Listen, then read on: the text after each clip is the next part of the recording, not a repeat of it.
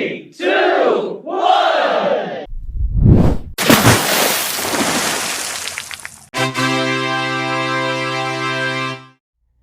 You dare use my own spell against me, Potter? Yes, I'm the Half-Blood Prince. Hello, everybody, and welcome to Franchise Deep Dive, the podcast where we break down, dissect, and discuss all of your favorite and least favorite movie franchises. I'm Jake. And I'm Josh. And today, we are concluding our Harry Potter series review. Yes, that's right, folks. In part 1, we tackled Sorcerer's Stone and Chamber of Secrets. In part 2, we tackled Prisoner of Azkaban, Goblet of Fire, and Order of the Phoenix. And we are concluding the series with Harry Potter and the Half-Blood Prince and Deathly Hallows Part 1 and Part 2. Josh, are you ready to end this shit? I am born ready, and it should be around Thanksgiving time, right? In a couple days? Correctamundo. So happy Thanksgiving to all of our Franchise Deep Dive listeners. I hope you guys are having a lovely fall thus far. I hope it's not too cold, because I don't like the cold. And usually around this time, it starts to get a little too cold. I just hope it's not rainy. That's all I care about. If it's clear and it's brisk, I'm fine with that. See, I like rain. I like rain, and I like the cold, but I do not like it when it's rainy and cold. I'm not big on November Rain. I do like the song, but I don't like the actual... That is such a good Guns N' Roses song, though. It's a great music video, too. In case you guys were wondering, we wanted to keep these episodes concise, and we're already getting off track. Yeah, that's pretty crazy of us. So let's get down to it. Half-Blood Prince, we're starting off. Harry Potter and the Half-Blood Prince, of course, the 6th Harry Potter film in the franchise. And before we get into it, because I know once we actually start talking about the plots and the likes and dislikes of this movie that I'm going to completely forget, I want to apologize to our listeners. This is called Franchise Deep Dive, and I feel like I myself have not done the best job over the last 2 episodes of breaking down and going over some of the history and backstory of the Harry Potter films. So one thing I did want to just go over real quick. We did talk about the budgets and the box office, but I wanted to talk about the movie's success award-wise, as these movies as a whole, all 8 of them collectively, they amounted to receiving 12 Oscar nominations, that being Harry Potter and the Philosopher's Stone, which received 2 Oscar nominations for Best Art Direction. 3. Best Art Direction, Best Costume Design, and Best Original Score. Very deserving in my opinion. Prisoner of Azkaban also received 2 nominations for Best Visual Effects and Best Original Score. Goblet of Fire received 1 Oscar nomination, and it was for Best Art Direction. Harry Potter and the Half-Blood Prince, which we will discuss in a minute, received 1 Oscar nomination, the only one in the franchise that got nominated for Best Cinematography. And, of course, Harry Potter and Deathly Hallows Part 1 received 2 Oscar nominations, that being Best Art Direction and Best Visual Effects. And Deathly Hallows Part 2 received 3 Oscar nominations for Best Art Direction, Best Makeup, and Best Visual Effects. So 12 nominations across all 8 films, and unfortunately 0 wins. But being nominated, still pretty cool for blockbuster films, as I feel like they tend to get overlooked sometimes. But yeah, so shall we get into Half-Blood Prince? And none for Chamber and Order, right? None for Chamber and Order, which honestly is surprising. You'd think that at least Chamber of Secrets would probably get like set design or something, yeah. Even Best Visual Effects, because the snake looks great. Dobby, and this is going to be a hot take since we're talking about Deathly Hallows Part 1 today, but I think Dobby looks better in Chamber of Secrets than he does. In Deathly Hallows. Looks a little weird. Looks a little fake. Looks a little artificial. Yeah. He had a real texture to him in Chamber of Secrets. But we're skipping ahead a little bit. So yes, Harry Potter and the Half-Blood Prince released back in 2009. Like I said, it was the only film in the series to be nominated for Best Cinematography. And again, directed by David Yates, who we said directed Order of the Phoenix. He would go on to also direct Harry Potter, Deathly Hallows Part 1 and Part 2. This film hit the box office and made $934.5 million. So really close to $1 billion, and that is all on a $250 million budget. We are still not crossing that $1 billion threshold. Not since the first movie. Again, really, really shocking stuff. Like you'd really think too, like this was like prime popularity for Harry Potter. Like this, I remember this movie, again, 2009. I remember this had a lot of hype going into it. Yeah. And did you see this in theaters? Did you say you did? Ooh, I remember seeing Goblet of Fire in theater. I don't think I saw 5 and 6 in theater though. Back then I had to really like convince my parents to take me to the movies, and neither of them give a shit about Harry Potter. So I think I had to wait till this one came on. I had already read the books though, so I had kind of known the story. But yeah, I don't think I saw either of these in theaters. Maybe Order of the Phoenix, but I don't remember it. Oh wait, no. Yeah. I saw Order of the Phoenix at a drive-in. I saw it at Becky's Drive-In. Yeah. Now I remember it. I don't think I don't really know when I saw this. I think I saw it in high school, but again, this is one of those Harry Potters that I just really don't remember until I saw the last one, and then that's when I started really revisiting these and paying attention more to some of the ones I just didn't remember, like the third, the fifth, this one, and Deathly Hallows Part 1. Those are the ones I just didn't watch a lot growing up. I'd say the only one out of the 8 that I had the least memory with was probably Deathly Hallows Part 1. I think it was the one I had probably seen the least before rewatching all of these. But yeah, so I guess let's get into Half-Blood Prince, because Josh very much likes this movie, and Sure I do. very much do not. Sure do. Jake and I have been now it's getting on a hot streak. I think it's been like 4 or 5 years. We've kind of argued about this one, and it's been the same thing every single time, and Jake just refuses to see some of the points I make. So I feel like a big topic on this movie will be the visuals, the cinematography, and especially for Jake, the color grading. Yes. Jake, would you say that's your least favorite thing about this movie? I have 2 major gripes with this film. And the first is for sure the color grading. And I will just mention it briefly, since I guess it's not really something I can break down too much and talk too in depth about, and then obviously you can disagree. But the color grading in this movie. Now, Chamber of Secrets has a lot of green implemented in the visual style of that film.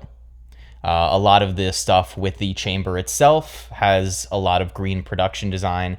They make sure throughout the film to use the color green in just different aspects of the film, whether it's a part of the just art design, the set design, the costume design.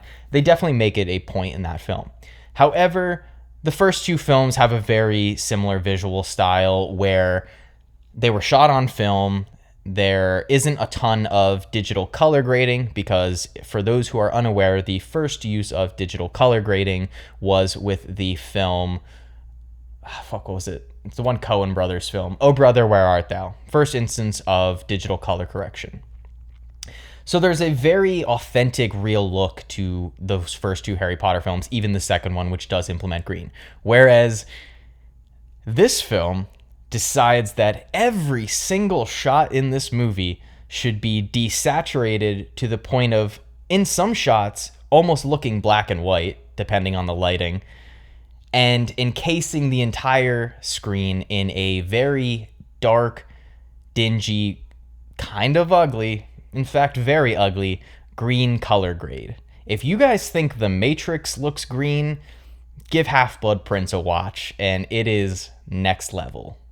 That, combined with some of the production elements, like the use of a lot of earthy tones, like green, like some dark greens, grays, browns, it makes the film look like kind of an eyesore. But you take it away. I wholeheartedly disagree. Listen, I can see that some people might not like the look of this film. I get it's very stylized. Let's see here. So, first off, not every scene is desaturated. Let's just get that out of the way. I recall False. some very bright and vibrant flames bright and vibrant in the cave. Give me some scenes, in the cave. buddy. Cave. Okay, done. When Dumbledore's just That's doing those waves bright. of fire.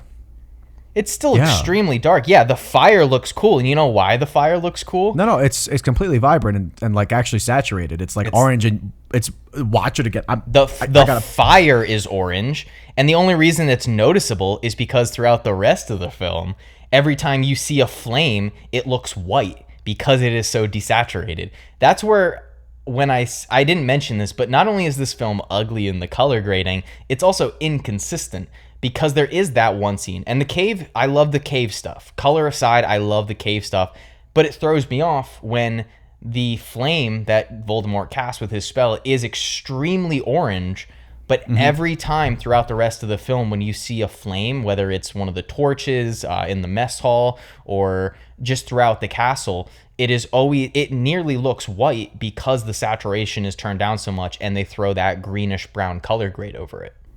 I think that is intentional. That's not like it was like missed. Oh no, I don't disagree with you. There's no misconception here. I think the color choice in this film was very intentional, but just because it's intentional, I don't think it means it works. At least for me personally. I know this is a personal thing. Let me ask you this, because this always kind of because I know they're different things, right? Yeah. Cinematography and color correction. When color correction is bad, do you think that can hinder, say, getting like a best cinematography nom or win? No, and I don't disagree with this movie being nominated for best cinematography. I think it's a little frustrating that this movie got nominated and Prisoner of Azkaban did not. Now I'll have to go back and look at what else was nominated in those years respectively to really agree or disagree. Yeah. But you did mention the other day that a lot of people consider this the best shot movie in the franchise. And that is just something that I guess maybe it's opinion based, but I vehemently disagree with, as this film is shot pretty well. In terms of the actual shot composition, the camera work, I do think it is a lot of eye candy. I don't think a lot of the camera work has purpose or meaning behind it. So while it does look good, whereas in Prisoner of Azkaban, we mentioned when discussing that film that not only does the camera move, but the emphasis on the movement and how it moves through mirrors and emphasizes a lot of mirror shots and clock shots because reflection and time are such a pivotal part of that story. Whereas this film, there are some really great shots. Like one of the ones that I think is excellent. Let me find my notes to exactly, but it's a great panning shot. I think it focuses on, it's Ron and Lavender Brown as they're running up the stairs of the castle, and it kind of pans out and zooms out of the castle and pans up and over to Draco standing over the balcony on the clock tower. And it genuinely, it does look great. I may have issues with the color correction and color grading in that scene, but in terms of shot composition and the camera work, it looks great. So yeah, I think that's like a perfect type of transition, like just in what it shows, how much it shows in one shot and moving to the next scene. I think it's really well done.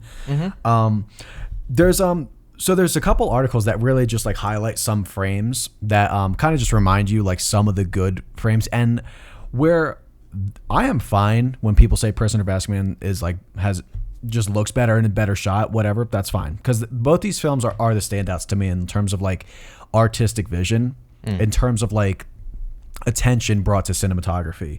And so you said that Prisoner of Azkaban has more like moving camera and like kind of, and we've detailed like the tracking shots and how and why they're important. This one I think does a good job of, there's a lot of wide frames in this and a lot of symmetrical frames, and I think that does work well for this one because a big theme in this is the divide between like light and dark, good and evil, like Draco and Harry, like what they're going through, their different missions. And I think that's a good split. And I think, and I, again, listen, I could be reading much into this, but I know like Bruno Delbonnel is the cinematographer. This guy's very highly acclaimed. Like, this guy's a very talented cinematographer, so I have to just kind of like put purpose and like kind of maybe see more into his cinematography, because I believe that this guy does put a lot of attention into it. And maybe I'm creating meanings here, but when you read articles kind of like talking about it, I like that they had this I don't know if you read, but they had this vision of what's the artist name? Rembrandt. I did read that. Yeah, it was, yeah. And that's kind of like where the color palette comes from. And it might not, I guess you don't like it, but the purpose behind it, I think, kind of enhances it for me. Like in Goblet of Fire, I don't see really as much purpose of why they did that. In this one, I get it. I like the earthy tones. I like that, just the loss of color, because it works within the story of that, you know, them talking about they wanted to really showcase this being their last year to actually like appreciate Hogwarts, but everything is has obviously gone down the shitter, you know, so to speak. And it obviously isn't what it was, and maybe it's like over stylized to some people, fine, but it's purposeful. It like what they described it as, like the end of like a burning candle. Like, these are like the ashes from what we once knew. This is like the kind of just the aftermath of everything, but this is them trying to just enjoy themselves one last time. And this is where a big divide in this movie, because this one's very divisive with fans, especially ones that read the book. A lot of people did not like the romance in this and some of the comedy lines that they drew, because there's a lot of dichotomy between very dramatic and like good scenes. A lot with Draco. Draco's a big highlight in this movie. I wouldn't call them great, but what Draco stuff, but. Really? Okay. Well, then we just disagree, because I think Draco's very good in this movie. I think the Draco that we are given in this movie is so far and away removed from the Draco that we have seen in every other film that this is a case of, when in the context of a franchise, it does not work. Draco does not work in this movie for me in the slightest, because the Draco that we've seen in every other film from essentially Prisoner of Azkaban on is a bumbling idiot. Almost to Ron's idiot degree. Or an idiot or coward. Both. Like a big issue with Draco in this one is they take it so seriously when it comes to his character. And this is the same Draco that in the last movie, there's a bunch of comedic scenes of him joining Filch's little ragtag group of like hall monitors, essentially. Like there's genuinely a scene in Order of the Phoenix where Filch, Draco, and I think like his two other friends, they like run at the room of requirement and they fall through the closet. And it's the music, the way it's directed and shot, very goofy, very silly. The last we hear of Draco in Order of the Phoenix, Ron tricked him and the rest of the hall monitor group into eating these chocolates that like made them sick. And from them to jump, that was just Filch. Just Filch, because all Draco and all of them were in there. They all remember when Filch is eating the chocolates. He is there alone eating them, and then he has pimples all over his face. That's earlier on. They poison him. Because Draco and the other hall monitors were in that scene, unless I'm misremembering, because they all catch. Remember, Draco comes out and he has Cho Chang, like he's holding her. Yeah. So I think we talked about this in the last episode. That was a problem I had in that movie. So correct. I don't think that's fair to kind of. I get it's a switch, but I think that's kind of more a fault of order, and I think which is directed by the same person. So yeah, I have to criticize this movie for that. In an overall series, I get more criticizing it, but I think this movie does it right. I think this movie does a lot better justice to Draco. And we will talk about character changes that I don't like, more so in the next one, that just don't work for me as an overall series. It's stuff I wish they did in every movie because I like what they do, but it comes out of nowhere. So I get that this comes out of nowhere. I don't think it detracts from how good these scenes are, at least for me. I think I think Draco is one of the like standout performances in this. Like I think out of all the kids, he's the best one. It's a good performance for sure. I think Tom Felton does a really good job with. So it's more so how he's written that you don't like. Yeah, I think it's just too far of a leap, and I think again, I don't know if this is a problem. I haven't read the books in years, so I don't know if this is a problem with J.K. Rowling's writings or how the films portray the characters and what they decided to leave out, but so much of the issues that plague this movie specifically, whether it's Draco, whether it's Harry and Ginny's relationship, whether it's Ron and Hermione's relationship, too much of that is not thoroughly developed in the previous movies. So when it happens in this film, it really just doesn't work, and it doesn't sit well with me particularly. And there's stuff that not only doesn't work in the context of this franchise, but there's stuff in this film specifically from start to finish, disregarding the earlier movies, that I think doesn't land correctly. And one of the biggest issues I have, and one of the least impactful sort of reveals or deliveries, is that Snape is the Half-Blood Prince. I think that sort of reveal, it falls completely flat, because one thing that I do remember vividly from the books is there is a lot more explanation and development when it comes to the mystery of who the Half-Blood Prince is. And in this film, it's not given enough. Harry uses it one time to help with the potion, which earns him the liquid luck. Fine with that. That works because the liquid luck comes into play later on in the film in a really creative way. Fine with that. He learns the one spell, uses it on Draco, nearly kills Draco, gives the book away, and then nothing else regarding the Half-Blood Prince comes into play until the end of the film, when Snape out of nowhere, and that's what, my quote at the beginning of the episode was in reference to, but Snape revealing himself as the Half-Blood Prince. To name your film that, and to just, in my opinion, severely undercook and underdevelop that element of the film in favor for some more teen romance bullshit, which I thought they did a much better job of in Order of the Phoenix, of toning down in comparison to Goblet of Fire. This sort of brings it back in just a way that does not work. And before I, kind of hand the mic back to you, one thing that I wanted to highlight in terms of a rebuttal is, you said that the color correction is purposeful, which I do agree with. The cinematography, again, however, I don't think was as much. Now, I am separating the color grading from the cinematography. I'm talking pure shot composition, camera work, framing, and all of that. I don't think the film has as much purpose or intent with the swooping and moving camera movements as a film like Prisoner of Azkaban does, just in how they use it and how they convey tone and message. And looping back around a little bit, another sort of rebuttal, the main kind of issue I have with the color grading is that, yes, I do think it is purposeful, and I think when the color correction, even if it is a little bit of an eyesore, is applied to scenes that are dour and upsetting and depressing, that's fine. But that's where my issues with this movie come with the tone. I think this is maybe the most tonally inconsistent Harry Potter film from start to finish, in the sense that it is trying to be mature and dark in some elements and feel like, oh, everything is kind of shit on and this is a shell of the former Hogwarts that we knew and we're trying to enjoy it for one last year.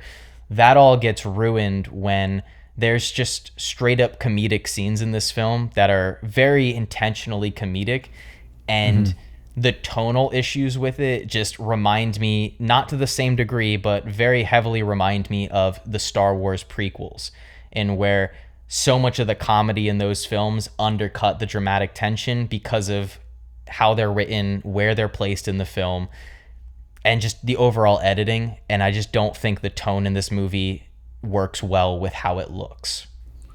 I get it, because it is supposed to be like, that sounds bad if I say it's supposed to be inconsistent, but it's supposed to be a difference of like, you're supposed to, I noticed in this movie, they pretty much, I think, cut from like more lighthearted stuff, which is like obviously the stuff with the trio, to the dark stuff, to the dramatic stuff with like Draco. And it pretty much does like a back and forth cutting.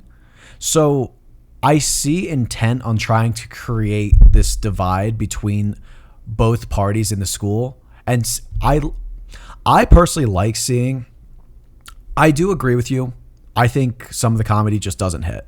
It doesn't hit. I don't think most of it hits.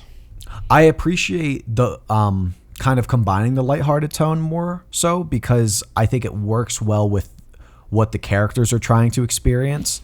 Because I think there's plenty of like dark stuff in this. I don't think the whole movie needs to be dreary and dark and like depressing for it to work. I just don't think it does. I think it does lean a little too much on the like romantic comedy stuff. I'll absolutely give you that. But like there's a scene, I forget what makes Hermione say to Harry something about just like him being like reckless or something like that, and she said, you can't like forget who you are, and he said, I know who I am, Hermione. But it's like him trying to just like escape that for a second.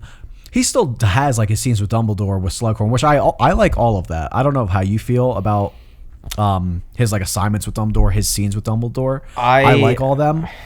I take issue with Harry being the worst spy of all time, and I don't mind the scenes between Harry and Slughorn. I will, however, note something that I think you probably may have stumbled upon when looking into these movies. I'm not sure if you're aware, maybe you are, maybe you aren't.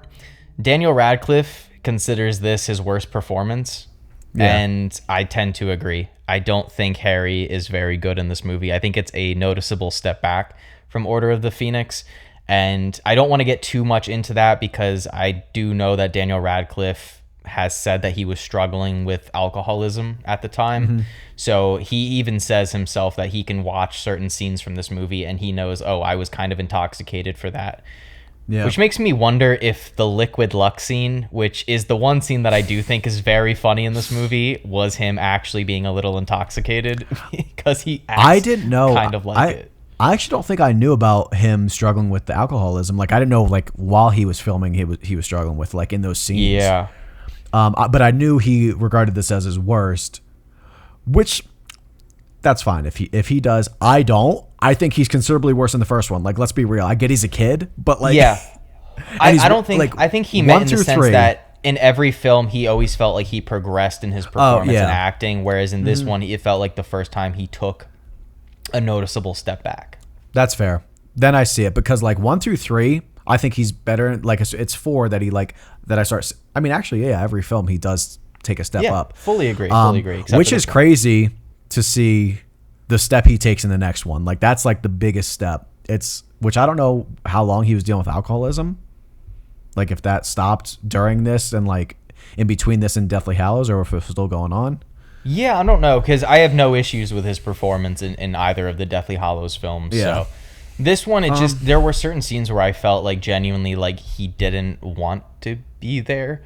And I don't know, maybe that's just me in hindsight being like, well, if he thinks this is his worst, maybe. But I don't know. There was a couple times while watching this film where I was like, that's not great. But I do want to highlight a scene where I do genuinely think that he was good and then tell you why that scene doesn't work.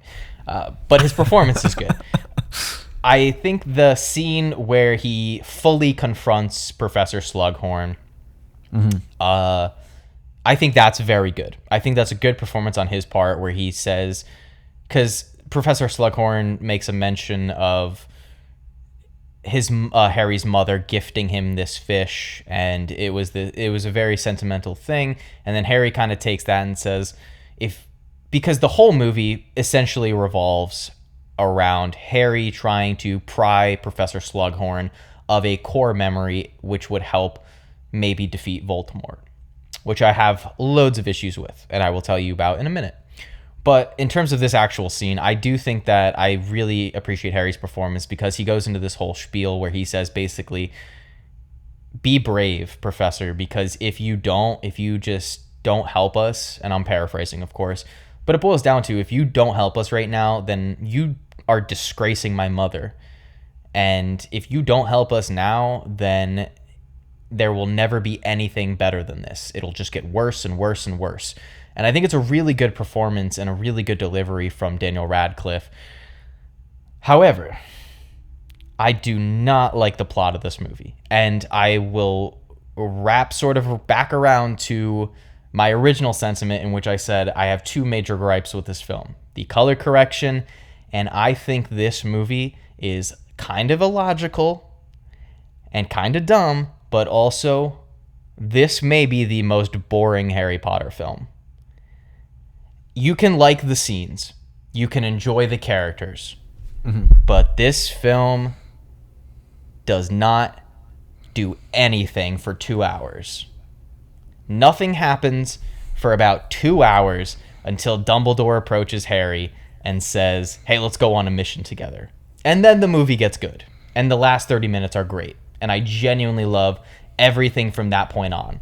I think Harry and Dumbledore going into the cave to retrieve the Horcrux is great. I think the scene with Snape, spoilers, big spoilers, if you guys are still listening for some reason, when Snape kills Dumbledore, I think is amazing. I do have a little bit of questions about how he fell from that height and his body is completely fine and not a pile of bloody mush. Yeah. But that aside, great. One excellent creative decision on the part of David Yates, because I know people are going to think that I hate him because I've talked shit about this movie pretty heavily.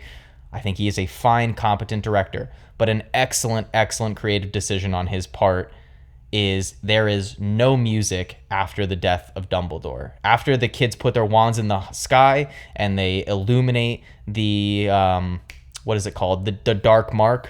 Mm-hmm. Once they put their wands in the sky and that illuminates, I love that. Super on the nose, but I don't even give a shit because it works emotionally and it looks cool. But after that moment, there is no music. And it's just this unsettling, earth-shattering silence for the rest of the movie. And it's great. Not sure how you felt about that, but I thought it was wonderful. Or if you want to rebuttal anything I've said, go for it. No. I'm glad to hear something positive. Is it 2 hours? Did you actually timestamp it? Is it 2 hours that we get nothing but boring scenes? Yeah, I had to look because I was like, I mean, I had seen this film. This is one of the ones I've seen more, I guess, than some of the other ones. But I knew that, like, I had always enjoyed the stuff from Dumbledore and Harry going on that mission on, and I was really excited for the cave scene. But prior to this viewing, I didn't realize how long it took to get to that point, and how genuinely boring it is up until that point. Yeah. So, I get it. This one doesn't have as much. Well, so neither does Order, which I guess that was a big problem you had too of that, is that it took like too long to get to the Department of Mysteries. So, yeah, you need. I don't feel like I need like as much action. Because I appreciate not all character moments, but I appreciate the in-depth character studies that we get from this. I appreciate like looking into Draco's journey and his struggle. Like that to me is sometimes more rewarding than I mean, we get a Burrows scene, which a lot of people don't like, and I think they added that, which wasn't in the books, because to break that up a little bit, because they were like, it was too, like, we needed something to kind of like raise the stakes a little bit to kind of amplify the tension. So I like the Burrows scene. I like it too. I want to go on record. I like it. I think that comes in like an hour in. Is that not enough to kind of like put like a little bit of momentum into the storyline? No, because I don't think it is a cool action scene. I mean, the film gets interesting 2 hours in because that's when the actual plot really kicks off. Mm-hmm. Burrow getting attacked is a great set piece. I like it. I know we've both looked into it. Book fans particularly don't like it. I like it because something entertaining is finally happening. But reality-wise, I just feel like the plot itself, there's a non-existent one. Whereas in the first, or not the first, I'm sorry. In Order of the Phoenix, you are right. I felt like the first half of that movie was fairly slow. At the very least, you had some congruent plot lines going on, which were Harry sort of putting the Order together, or Dumbledore's army together, and then also you had the Ministry interfering with Hogwarts for the first time. And those two elements I thought were just enough to at least propel this film a little further, whereas Half-Blood Prince, really the only thing going on, you have a couple failed assassination attempts, but you're not even given context to who they were trying to assassinate until way later on in the movie. And then you also have Harry trying to pry Professor Slughorn, which I didn't really talk about, but my biggest issue is I'm not saying torture the guy. I'm not saying to use the Cruciatus curse, but if this motherfucker for the last 16 years has had a core memory that could potentially help you defeat Dumbledore, why are you sending a teenager to go and pry? And Harry does a terrible job at it. He's a very bad spy. Dumbledore, there's gotta, like, reason with him. There's gotta be a way to reason with Slughorn to get that memory. Just flat out say to this guy, listen, you fucked up. You told information to a kid who you thought was just being curious. You didn't realize that he was going to be, essentially Wizard Hitler. I get it. You fucked up. But hey, this shit's happening again. So if you could please just give us that memory, maybe we can stop this shit from going on even longer. Yeah, that's fair. We could ask a lot of those questions in this whole series of why. No. Yes, Prisoner of Azkaban is flawless. Right, yeah, because Harry doing magic outside of school and not getting any shit for it is logical in the series. She deserved it. She was talking shit on his mom and his dad. Yeah, giving a student a powerful device as the time turner is logical for Dumbledore and McGonagall to do. Oh, yeah, I'm sorry, guys. Josh is against academic success for the underachieving, okay? Hermione didn't have the resources or the money, so you know what? The school gave her a little leeway, but it's all right. If you want her to fail, that's fine. My point is, we can ask all these questions of these little things of like, yeah, why didn't Dumbledore do this? Sure. Yeah, he could have. Maybe it wouldn't have worked. Maybe he would have had to use the fucking, like, Cruciatus curse and torture the fuck. But no, we're not going to do that. Or just use and what's the other one? The one where you can control them? Just use that one. The Imperius curse? Imperius, yeah. Just use that one. Harry uses it in the next They're fucking movie. They're illegal, which I don't get. We'll talk about that. Oh, I love it. I love when they break the rules. I don't get how you get caught. It's like, doesn't matter. I say it's a one-way ticket to Azkaban. Yeah, by who? No one's doing it to anybody. You got to get caught, and he was wearing the invisibility cloak, so it's all good. So you just have to get caught. So you can use it as long as no one sees. Yeah. They don't have like a detector for. No, I guess they go out of their way though in Deathly Hallows Part 1 and 2 to emphasize that that's how they can tell if an underage wizard uses magic. It's by they have a tracer on them, one of those two, which I think is kind of cool. I like that implement. But back to Half-Blood Prince. Do you not feel like, outside of character moments, that's fine. Do you not feel like, though, that this film has a very unengaging plot up until when Harry and Dumbledore go on that mission? It's a lot of meandering. I think so. Like I said, I do think there's too big of a focus a little bit on the relationships, the romantic relationships, but aside from that, like, it's mixed in with a plot that I am engaged with like the discovery of Tom Riddle, getting more, which they did cut out, I think, like 4 of the memories from the book. They kind of just give you like 2. I don't know how it would have paced if you added in all of that, because I don't think they wanted to do like a movie that was just like about Voldemort. And I think if you add that, then it kind of just becomes like a one-note movie that's just setting up Voldemort's backstory. So I get kind of trimming some of that out. Like, But this movie ultimately still feels like setup, in my opinion. Most of this movie just feels like the purpose of it was to set up the Horcruxes for the next 2 movies. It doesn't feel like that much progresses. Well, I mean, it is set up. It is set up, but I don't know. Like, do you not think between like them trying to initiate Draco and his mission of like killing Dumbledore, like that whole thing is like it works enough as like its own plot by itself, I thought. Again, so much of that is ruined for me because of what we've seen of Draco, specifically in the last 3 to 4 movies. I can see that as an entire franchise, but I'm trying to stick with just this movie. But you can't really separate the two, because when in the context of a franchise, this being the 6th film, it repeating elements. Like, one of the issues I have with this movie, I didn't really say it so far, is it kind of repeats a plot element of Chamber of Secret. We have essentially, you know, I know a journal or a diary isn't a book, but it's essentially a book. We have another mysterious book with a mysterious owner who we don't get the reveal of who they are until the climax of this movie. So it feels like this movie does suffer a lot from A, it's repeating elements of prior films, and B, not having really that engaging of an overall plot up until the last 30 to 40 minutes. And then also the main core elements of things like Draco being initiated and clearly not doing it. And I know you said that you get a lot of development and a lot of great scenes with him. I don't think you do. If this film actually had focused on Draco and spent more time developing that than maybe, like you said, the teen romance stuff, all you really get is random shots of Draco looking sad in this movie. I think that oversimplifies it. I like the switching back and forth. I wouldn't have liked it if it was just about Draco.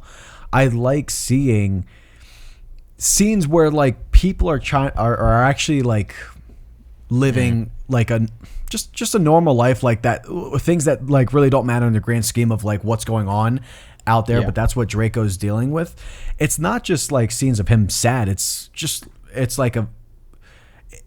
the most like human we see of Draco, which I get is very different. And unless I'm forgetting, is there genuinely scenes other than him just looking upset or sad or lonely? Well, upset kind of plays into his struggle between bringing himself to that dark side, and you seeing that reluctance. Like, that is what him being upset reflects. But it's just like random shots sprinkled throughout the movie. It's not like you get scenes of Draco divulging how he feels or talking to Snape and saying. Well, no, yeah, I wouldn't have. I think that would be too on the nose if he's like talking about it. I like just seeing, because he's alone.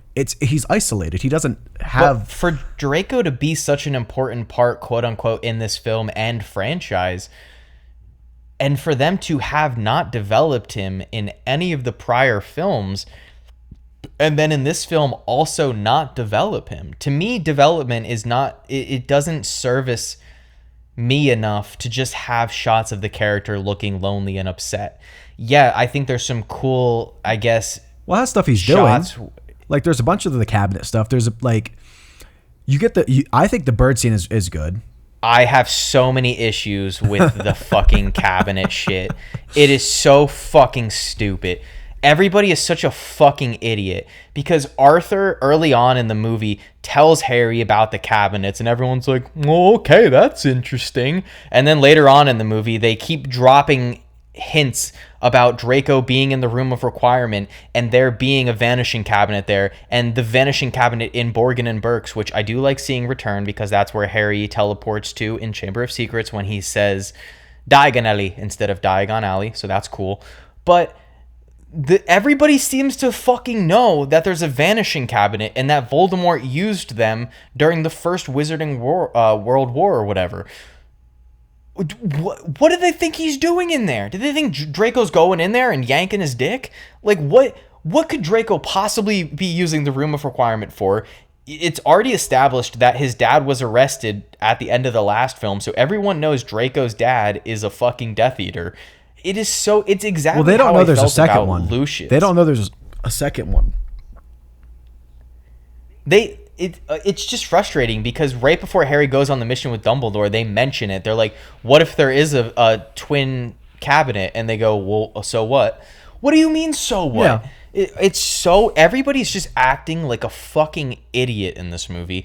And I'm going on a rant, I'm sorry, but this is where, again, JK not planning this shit out does not fucking work. Because you'd think that the Horcruxes, being such a pivotal part of Voldemort and his plan, would have been at least slightly hinted at in previous films. And nobody can even try to tell me, oh, well, in Chamber of Secrets, the diary.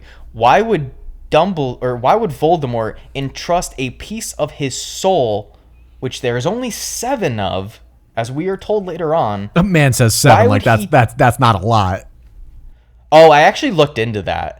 Because I was like, well, why 7? Why 7? That's such a specific number. And I guess actually 7 is kind of tied into, I don't know if it's religion or like historical facts about magic and stuff like that, but something about 7 is like specific, and it's like a representation of true power and enlightenment or something. Oh, really? Well, yeah, I don't know if that was intentional. Like 7's like the God number, right? Yeah, exactly. So it had to do with that. So I actually did think that was interesting. That's one of the things I was like looking into. But also 7 is not a lot. That's not that much. So that's a lot of murders. I think that's a lot of versions. I looked into this too because I was like, no way did Voldemort only kill 7 people, and they were like, no, you have to like kill someone and do this other dark magic. He killed way more than 7 people. Oh yeah.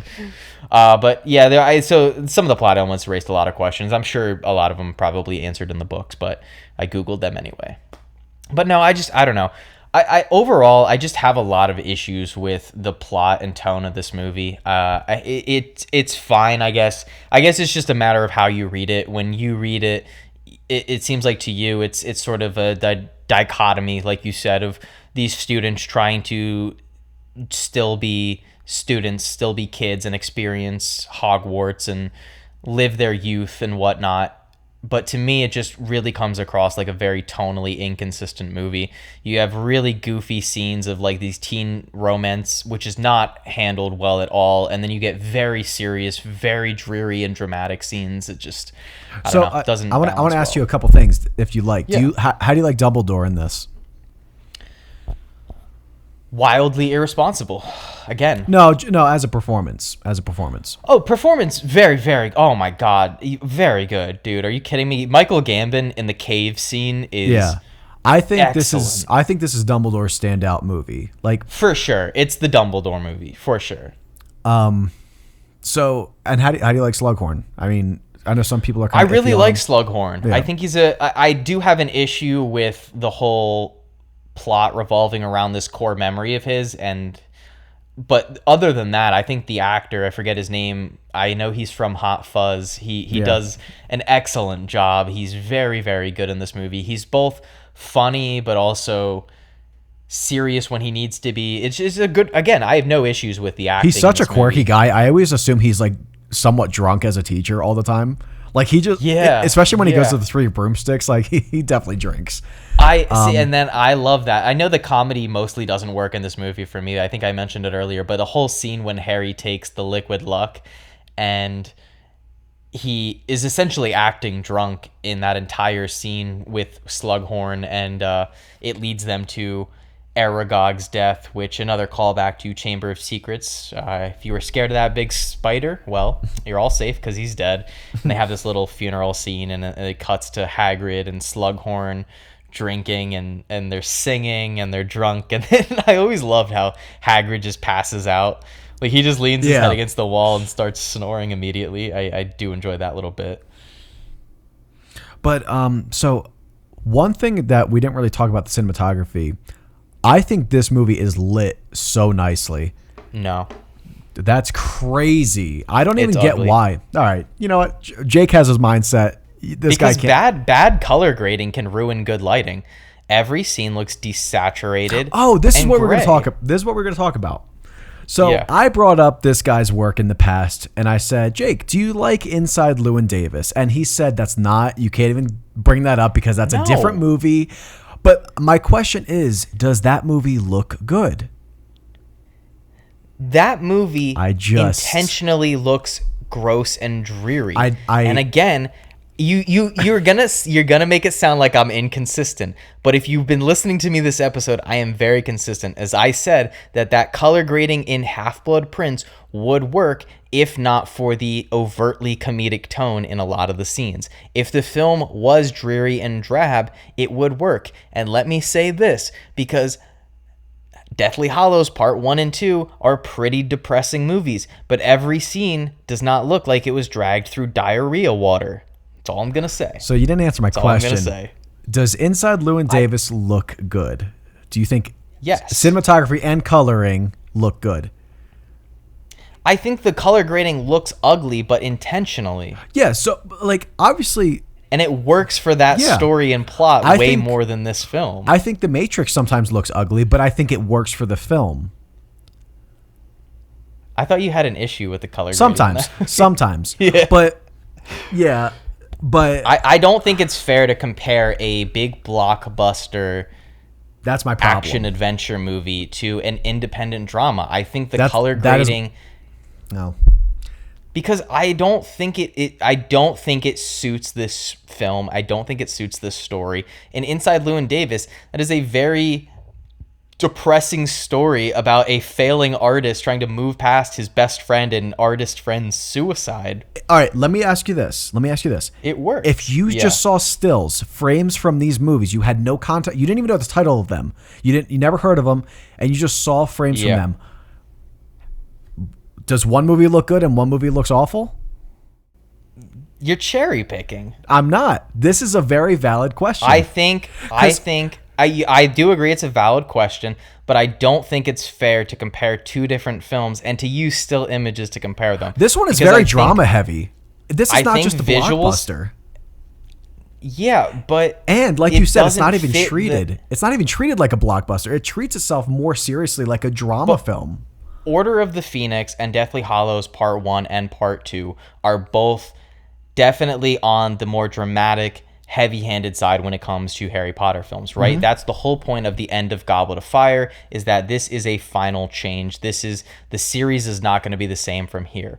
But like we've pointed out in Order of the Phoenix, there's still color in that movie. Yeah. Yes, some of the colors are a little more desaturated, but there's still color in this Right. movie. Whereas Half-Blood Prince is so desaturated in all of the images, and you can bring up the cave scene, but again, yes, the fire looks orange, but the characters and the set that they're on still gray and decolored. Forget the cave scene. That is my issue. Because the whole scene, the whole the whole earthy tone, I still think it looks nice. Like and again, that's where it comes down But to, like, I think personal taste. But all right. So we keep bringing up Order of the Phoenix. We're forgetting well, we're not forgetting, but that was a movie prior. Each step, this is the final year that they're in Hogwarts. This is their last and year. that's fine. So it works though. It doesn't for me. I don't like walking into the mess hall in this film and the flames looking white. And then for some reason, when Dumbledore cast a fire spell, now the fire is orange. I think That's out of even Hogwarts. with That's outside Hogwarts. So it actually So works. why is Hogwarts? It doesn't. Why is No, because even when Harry's riding around the trains and shit and hanging out in that little coffee shop before Dumbledore finds him, it's gray. When they go to visit Professor Slughorn, it's gray and green. No, it's not. It's the whole. No. When they put that Yes. when they put that house back together, it is warmer. What are you talking about? Now I'm pulling it up. It's not. Yes, it It's is. not. Yes, it is. It's every scene in this movie looks the fucking same, except for a couple changes in how the flames look in certain scenes. Damn it. That is They don't it. have that scene on that page. It's okay. All right, but either way, I guess it just comes down to personal taste.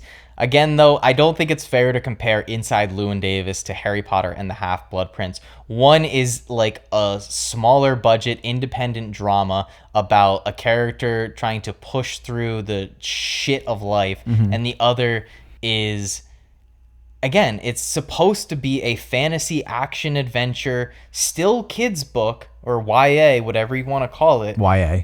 that has several funny scenes. The scenes aren't funny when it looks like the entire movie was draped in diarrhea water. It's just ugly. It's just an eyesore of a movie. All right. Maybe not to the extent of Goblet of Fire, but I think Order of the Phoenix and I think both Deathly Hallows movies look vastly better and still convey a depressing tone.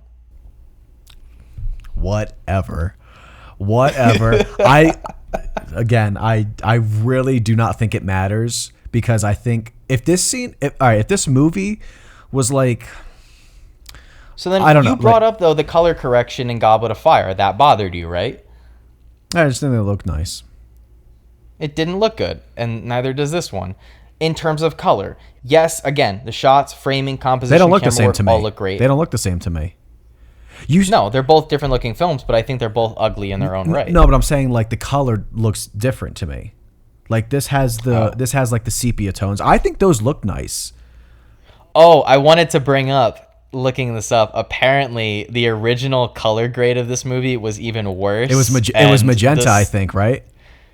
It didn't say the color. It just says it was so overbearing and aggressive that the producers were like, you need to tone that down. Well, so I watched an interview with Bruno, and he was talking about how, so Bruno works heavily with the colors of these films. So he originally talked about, he wanted like a dirty look to it, and he suggested like magentas at first, and they did it, and I thought the colors just said no, that looks. And they showed him, and he was like, yeah, that doesn't work. And that's how they kind of landed on, all right, let's change it up. Let's do these tones, and that's what they agreed on. So I think it was like the magentas, which they said is like the ugliest. That's like the ugliest tones you can do for like dirtying your film. But again, I like that because it makes me think of like a vintage, like just like a vintage book, like a vintage landscape. And I think back to like them citing Rembrandt, and I'm like, that works because this is like nostalgic. This whole film for them as these characters is just nostalgia and them trying to just gain whatever they can. I get their humor, but I don't expect them to change the look when there's like a lighthearted scene and then a dark scene. I don't expect them to do that. They're in this world that is like not the same as it used to be. Them being more jovial, I don't think really dictates the film being allowed or not allowed to have this look, because it's the world. I think that's what it is. It's the world they're in right now. It's where they are in life. It's where they are in this war that I think works, and that's my thing. I don't know. I guess I get why you like it. I just think for me it just doesn't work. I don't think it aligns with the other Harry Potter films very well. Again, because I do feel like this, again, once the fourth movie happens, you do kind of switch to like a much different. Neither does Prisoner of Azkaban, right? Like they both look very different from the other ones, I think. Prisoner of Azkaban is still my favorite in terms of color correction as well. I think they balance the darkness of the look with still some greatly. We didn't talk about it in that episode, but the shot when after they leave the Shrieking Shack and they come out of the Whomping Willow, before the whole altercation with Lupin turning into a werewolf, you have Sirius and Harry, and they look over at Hogwarts Castle, and there's just this gorgeous blue moonlight behind it, and it just looks stunning. And you just, again, that movie is pretty visually dark. There's even some desaturation in the color palette, but you still get those really nice moments of color sprinkled throughout the film. In this one, again, it's just desaturated. Mostly just in the school though. But outside of it, it's very desaturated. It's like almost all. But even when they're in the snow, and Harry gives that performance, it looks great. It's color corrected very well. It looks appropriate for the story it's telling. And again, maybe the color correction and grading in this film would look, and it would work for me better if just the tone was taken a little more seriously, because again, the comedic scenes just don't land well, and I think maybe a part of that is the visual style. I think that's what it is, because if this movie was all dark, if it was just all serious, there wasn't that, this movie would look good to you. I think if it had a little bit of color and light to it, yeah, it would look great, and maybe the green tones wouldn't bother me as much and the earthy stuff. But going off of that, I think too an issue with this movie, and it's where just Alfonso Cuarón being a superior director to David Yates is, on top of the visual style of Prisoner of Azkaban and the cinematography, one thing that we really highlighted in that movie is the blocking. And I feel like specifically Half-Blood Prince kind of returns back to that earlier Columbus stuff, where most of the shots, even if the camera does move, the actors are pretty stagnant, they're pretty stationary, and there's not a lot of purposeful, intentional movement and action going on, even in like simpler stuff like dialogue scenes. Yeah, I think overall Prisoner is better directed. Like, I think I'm just gonna go out and say Prisoner is better than this movie. Yeah, but I think I think where we disagree is I think Prisoner is a vast improvement over this one, whereas I think The Gap is a little closer for you. It absolutely if I'm is. guessing correctly. Yeah. Let me just get off this film on a positive note and just talk about things I hate. I can't fucking stand Ginny. That shit is so forced. Daniel Radcliffe looks so uncomfortable. I can't even the chemistry that Harry and Hermione have compared to Harry and Ginny is just astounding. Oh yeah. And a lot of those are just I don't even think they were in the book. Well, obviously they're not in the book because Ginny isn't like that in the book at all ever. No, I've heard from book readers recently that Ginny is much, much more personable and has just a lot more presence in the novel than she does in the film. She definitely has, and that's she's all personality. She's apparently she's really popular. I have to I want to read them again though, because there's also a side where people are I don't know why Ginny gets so much praise in the books. She's better than she is in the movies, but she's kind of a bitch in the books. She it's probably a thing of comparison where it's she's so bad in the books, or I'm sorry, in the movies, that when you read the books it's oh, this is better, even if it's not still great. She might just that little improvement. It's kind of how I feel about Zack Snyder's Justice League, where it's still not a really good movie. It's just a lot better than the Joss Whedon version. So the comparison, it gives you a little more credence to it. Dude, and she's flat out creepy. She's just creepy. When she sits next to him and says, "Open up, you," and shoves a pie in his face. And I hate that dude, scene. he just looks... I hate that scene to my core. He looks so uncomfortable, and it's just it's painful to watch. I can't even describe how much better this movie would be. I don't know if there's a few scenes. There's only a few scenes with that. Yeah. So it's not but it just pisses me off so much. I can't Shoelace? Are you kidding me? That fucking scene? Their relationship, and spoiler, I guess, for how Deathly Hallows Part 1 and 2, but their relationship in this entire franchise is just again so underdeveloped and undercooked. It's bad. And it's another case where I think down the line J.K. Rowling decided, okay, I want to subvert the trope of the main character getting with the main female character. So she didn't want Harry and Hermione, which if you look into, she has gone back on, as she said she regrets not having Harry end up with Hermione. Yeah. But I get at the time you want to subvert that. The main character always ends up with the main girl protagonist as well. So you want to subvert that. If you're going to subvert that, how about developing Harry and Ginny earlier on? Why do we have to go through the bullshit of Cho Chang and Harry when you could be spending that time developing Ginny and Harry? It would make this movie so much better if I gave a shit. And then just every scene where they're romantic together. You talked about the cringy scene where she shoves the little cake in his mouth and ties his shoe, which again is just so... And I don't know if it was intentionally uncomfortable or if they were trying to make it cutesy and romantic, but it didn't work. I don't know. But the scene when Harry has to get rid of the journal, or I'm sorry, the diary, the Half-Blood Prince thing, and they take it to the room of requirement, and they're gonna, close his eyes, and he's gonna set it down and leave, and Ginny takes him there, and they get rid of the book, and then Ginny, while Harry's eyes are closed, kisses him and says, "That can stay up here too if you like." It's so uncomfortable. Yeah, first off, bitch, I didn't give you my consent. Don't fucking kiss me when my eyes are closed, okay? Next. For real, Harry did not consent to that. But they just, again, like Josh said, they have no chemistry. There's so little development in their relationship, and my God, it just it drags this movie. And I don't want to be that guy who harps on people's scores. Give this movie whatever score you like, Josh. Whatever your heart desires. Oh, speaking of, the music is good in this. I like it. It is. The music is good in all of these movies. What are you talking about? The fourth one, I think, suffers the most. The fourth one bothers me because I think I highlighted in that episode, they just use that trumpet score 18 fucking times in that movie. All right, what do you got to say about scores? No, I just don't.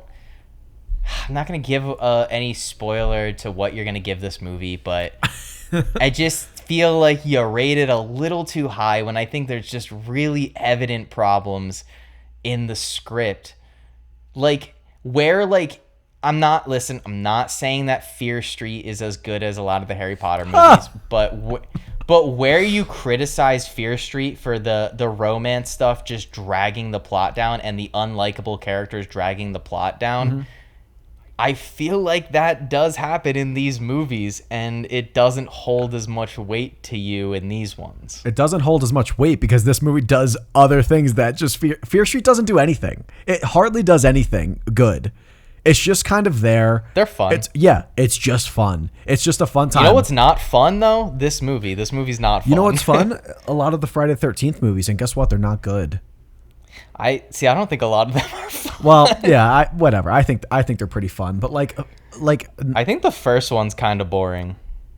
But like, okay, but like, I don't know. I think Jason Lives is fun. That's not good. Jason Lives is the best one. Another day. We're getting off topic. Yeah, another day. Half-Blood Prince, Half-Blood. Yeah, maybe we'll do all the Friday the 13th next Halloween. Holy hell, that's long. Yeah, it is. But let me see. No, in terms of this movie, I want to highlight. I think love potions should be illegal. That's crazy how accessible they are. That is wild. So accessible. In my notes, and this guys, I was a little drunk while watching this movie. I wrote, if Draco wasn't such a useless pussy in the last few movies, this dynamic in this movie would work. I know, but you know what? So I get in the last one he kind of gets played like an idiot. He's not an idiot in like the other ones. He's kind of just like a spoiled brat. And like he's like a wimp too. But that's his father too. Like that, so that is consistent with how he's grown up. And that's the fifth one. The fifth one just did a couple weird things, but that's why this one doesn't feel as. It's like, I get it's like out of nowhere because we haven't seen much development, but that doesn't.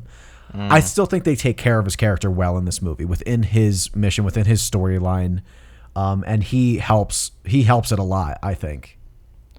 Why in the flashback to Tom Riddle when he was a kid does Dumbledore look the exact same fucking age? Hey, there's only so much you could do. He got a haircut, and that's about it. Yeah, okay. Wait. Another question. Oh. Since when the fuck is Ginny a co-captain of the Quidditch team? Yeah, she's really good at Quidditch in the books, but you never see that in the movies. So, and all right, so the thing about them not getting developed in the books, where like I can defend it a little bit, is that they're likable. So people liked them together, even though J.K. Rowling, like, first off, is it Rowling or Rowling? I don't know. Rowling, I think. That's what I always thought it was, but I hear people say Rowling. Anyway, I like Rowling better. J.K. Rowling. Me too. She really pressed it in the sixth book, like very much so. But you at least like Ginny a little bit, even though some people think she's a bitch, but because she's like rude and kind of makes fun of people. But some people just think she's like funny, but. At least she's a character in this. Like, I think throughout the last 5 movies, she's maybe had like 5 lines of dialogue. Yeah, they kind of like do a little bit in the fifth one where she's like all of a sudden really powerful. But that's it. Yeah. Let me see here. I mean, the astronomy tower scene is just like, I think that scene is really great. It is good. Again, literally the 2-hour timestamp on like the last 30 minutes, I have 0 issues with the movie. I think this one of my favorite shots is that very wide shot of Snape and Harry on the ground after he tries to cast that spell on him. I don't know. I get it's desaturated, but that glow from like the fire of Hagrid's like lighting the scene and like that looks. I think that looks incredible. No, again, Josh. That scene looks fine. Why, when I'm in the castle, do the torches and candles not have that same orange glow? All right. Just implement that throughout the movie, and I think, again, like, I think you can have that sepia greenish tone, but just add a little more color to the movie to where it just doesn't look so drab. And then honestly, maybe some of the comedy works a little bit better just on a visual standpoint. but there's just scenes like that don't work. Like, I don't know, the one guy, what's his name, McCormack, whatever his name is, when he throws up on Snape's shoes, I just get nothing. So that scene, if I remember correctly, that one's not as desaturated. I thought that scene was pretty warmly lit and like a little yellow. And I don't know. I maybe I'm just misremembering. But just watching the entire movie, there was those two scenes you mentioned where fire is cast from a spell, like outside when they illuminate, or they Bellatrix Lestrange sets Hagrid's hut on fire. That looks great. And then when Dumbledore casts the fire spell in the cave, like all of that, it looks really good, and it just makes me upset that the rest of the movie doesn't have any of that.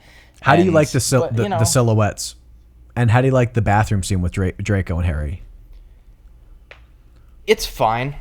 I have an issue with how David Yates directs action, where there is a lot of close-up shots and a lot of quick cuts and a lot of shaky cam. It kind of reminds me of Paul Greengrass in some of the Bourne movies. I think he directed the second and third Bourne films. But with David Yates, I don't know, there's too many scenes where I think he feels like adding shaky cam and adding quick cuts adds to the intensity, but it makes it just a little bit jarring and incomprehensible.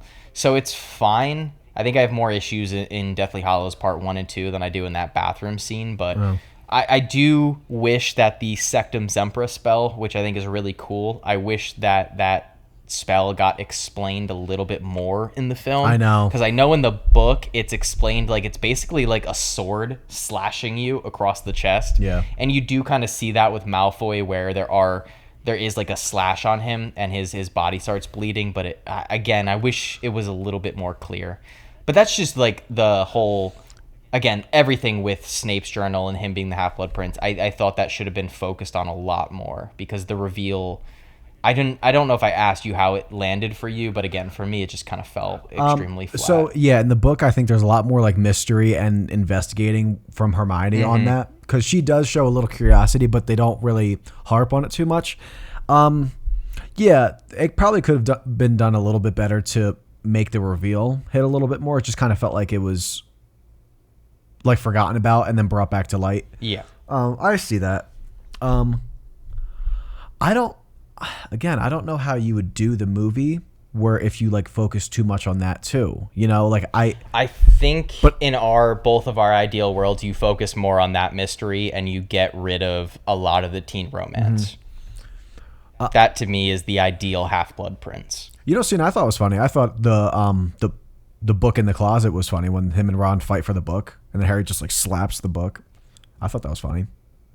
It's when Harry and Ron. It's when Harry, fight for the book, because the Half-Blood Prince book looks like disheveled. I don't. You just don't like it. I don't like that because of how significant the journal is. So like, what would have happened if Ron would have grabbed Snape? Are you kidding me? Snape just left that. I don't know why he left that. Why? Yeah, it doesn't make any fucking sense.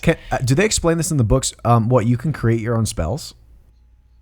Dude, it's, again, I don't want to get too lost in like book to movie translation, but I think so much about this movie just needs more detail. And what they chose to focus on in this film in terms of an adaptation as opposed to what they cut, it was the wrong choice.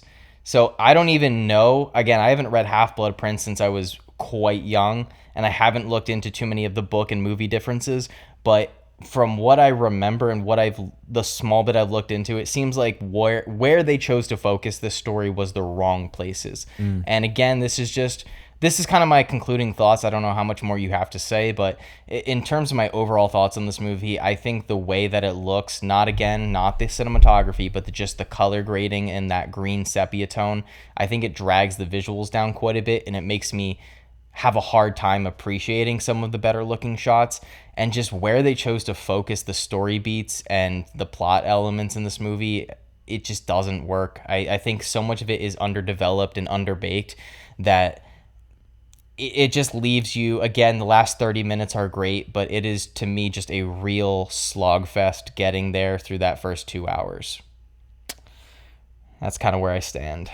Listen, that's fine. I know a lot of people don't like this movie. I know this is like a big, like, This is a big like least favorite for a lot of people, but on a lot of levels it works for me. There's things that cringe me out. There's things that irritate me, and there's always things that could be explained better or character decisions that could be adjusted to make it make sense more.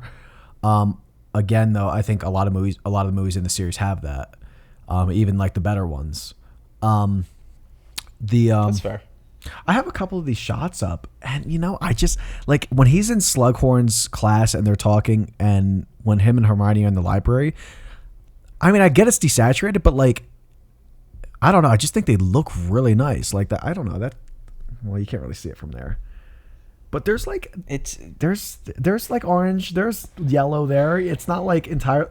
I get the flames look a little white. I get it. But I think, honestly, the Great Hall looks a little bit more desaturated than the library or Slughorn's office. I think if you bump the contrast up a little bit in this movie, make the shadows a little darker, and that's another thing. Is not only this film, it doesn't to me really. I think too many of the scenes look a little flat in terms of that. I think I wish they had pumped up the contrast a little bit and maybe added a little bit of saturation. Like still have that kind of darker color palette and using some of the earthier tones, but make it a little more saturated, still retain that dark visual aesthetic, but then also boost the contrast so that you do get some darker shadows. You might have to rewatch this because I think I feel the exact opposite. Bruno is like very high contrast guy. Like there's a lot of shadow work in this movie, I thought. All right, well, but there's a lot of nice scenes in Dumbledore's office. Like when you get those vile memory scenes, I think that's like all that stuff in his office looks really pretty. The issue anytime there's like a real practical lighting source in this movie, like that scene, like when it's like there's something in the scene that's just very bright that gives like again like that realistic lighting. It's so blown out, and the contrast, or not the contrast, but I guess the saturation is so toned down that it does sometimes make the scenes look like black and white. Like when Harry is feeding the poison juice to Dumbledore in that excellent cave scene, which again, I just love that scene, and there's so many great elements about it, from the music to the shots. That music to hits. Just the performances. That music hits. It's very, very good. Can't understate that enough. And again, like I said, last 30 minutes, fantastic. Wish more of the movie was that entertaining. But when he's like feeding him the poison juice, it straight up to me, it looks black and white because it's so underlit, so desaturated, and maybe that's intentional, but it just doesn't, I don't know. It doesn't look great to me. I think I just prefer Prisoner of Azkaban when it comes to the color correction of these movies. It struck that perfect balance of visually having a darker aesthetic, but still having enough contrast and color in it that it worked and it kind of popped. To each their own. I think a lot of that, we can go back and forth all day on the color grading and the colors, but I think that's a lot of just personal preference. And clearly, like you said, this is a divisive film. So it either works for you or it doesn't. And I don't hate this film. I don't dislike it. I think I was just a little bit... I wish this audience could see my text from Jake. I know I was hard on it, but I do think this is a decent movie. I just don't think it's great. And there's a lot of elements I wish were done a little differently. I think it's a little boring. I wish it was a little more entertaining, a little snappier. But yeah, that's kind of my overall thoughts on it. I'm surprised not sure if you have much you left didn't to say. really have too much to say about the cave scene. Now, you said a little bit, but I think because you like the scene so much, you don't like, I guess... I don't really know what to say other than it's just fantastic. Well, no, in Again, terms of the all look. around, like every... In terms of like the look.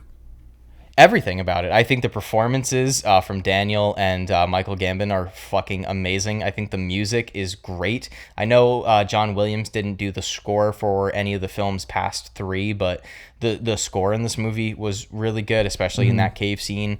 I love that finally you do get some of the color in the scene with like the orange flames and the spell that he casts. And it's honestly, I forgot to, I wrote in my notes, I watched this again. I worked pretty late hours, so I watched this after a long shift. Oh, man. It was like 3:30 in the morning, and the jump scare when the creature grabs Harry's hand, I thought I had to go to the hospital. Like my heart jumped out of my body. That scene's scary. That scene is scary. No, but I'm more so talking about the coloring in that scene. I'm surprised you didn't have as much negativity to say that, because, but where I think that scene is fine, where it's like a monochrome, like I think that works. I do think it works a little better in that scene because, again, this is a dark, no lighting cave when we're inside of Hogwarts, and we've seen Hogwarts in previous movies, and it never looks like this. And again, the flames bother me. Like when I see the torches and the candles, I like and it. It's like they're not orange, they're just white. I need that orange light. I need a little bit of warmth in this movie. If this is to show like Hogwarts is at like the end of its glory days in terms of like Voldemort rising and everything, I think you needed a little bit more color in the scenes to show that like this is really the last hoorah when it comes to our time at Hogwarts. I think it would have been weird. That would have worked a little better. I think it would have been weird. But when you read an article that kind of like describes this film, and even from Bruno talking about like he wanted like a very dream-like glow to this. Yeah. And he's very big on, I think, the soft lighting, which is why people look so like smoothed out. It kind of plays into that dreamy look, which plays into the memory and like the fading memory, the fading nostalgia. That's why it works for me. That's why I wouldn't have liked it if it looked like the first film, all warm and cozy. It wouldn't work. No, I think that's entirely fair. Like, again, I don't really necessarily disagree completely. I think this is a hard one to debate because it really just comes down to personal preference. Like, we both agreed that the film is very well shot from a cinematography standpoint. I think a big portion of this film being divisive is the color and it looking... some people are going to vibe with the look, and then some people I think aren't. And I think I just fall into the camp where I'm like, it looks a little too over stylized. I wish they had kind of pulled it back just a little bit more, and maybe it would have worked a little better for me. Oh, they did pull that color back. They did. I guess just not enough for my liking. I want to see the version that they originally sent. But yeah, do you have any more thoughts on Harry Potter and the Half-Blood Prince? I read someone recolored this movie because they didn't like it, and I didn't look for the version of that. I kind of want to see what that would look like. You might like it. I'm intrigued. Maybe it could raise my score on this movie. One trivia fact I did want to note is in terms of that cave scene is that it took the VFX artist that worked on the cave scene around 8 months to perfect the Dumbledore casting the fire spell. Really? So 8 months of work on that scene to make that look like that. Holy hell. Right? Yeah, I thought that was really impressive. And again, that scene looks great. That might bump my score I didn't have too much to say about that scene because there's literally nothing I can even say other than it's fucking one of the best scenes in the franchise and it's fantastic. Yeah. So that shall for me, we move on? Yeah, that for me is like, it's got to be like top 3 scenes in the whole series because just the performances from both of them combined with that music, I just think it's no. Yeah. Absolutely. I would probably put it in somewhere in my top 5, but yeah. So shall we move on to the next film? Part 1, right. Deathly Hallows. All right, guys, we're back after a short commercial break, and now we are moving on to Deathly Hallows Part 1, baby. Dun, da, da, da. The first part in the finale of the Harry Potter saga. You want to hear something crazy? Yes. I did not see this movie before I saw the last one. That's outlandish. Isn't that crazy? I think because they came out less than a year within each other. It was like 2010 and 2011, right? Yeah, I believe so. And I didn't Hallows, Part 1. Yep. I didn't see it in the theaters.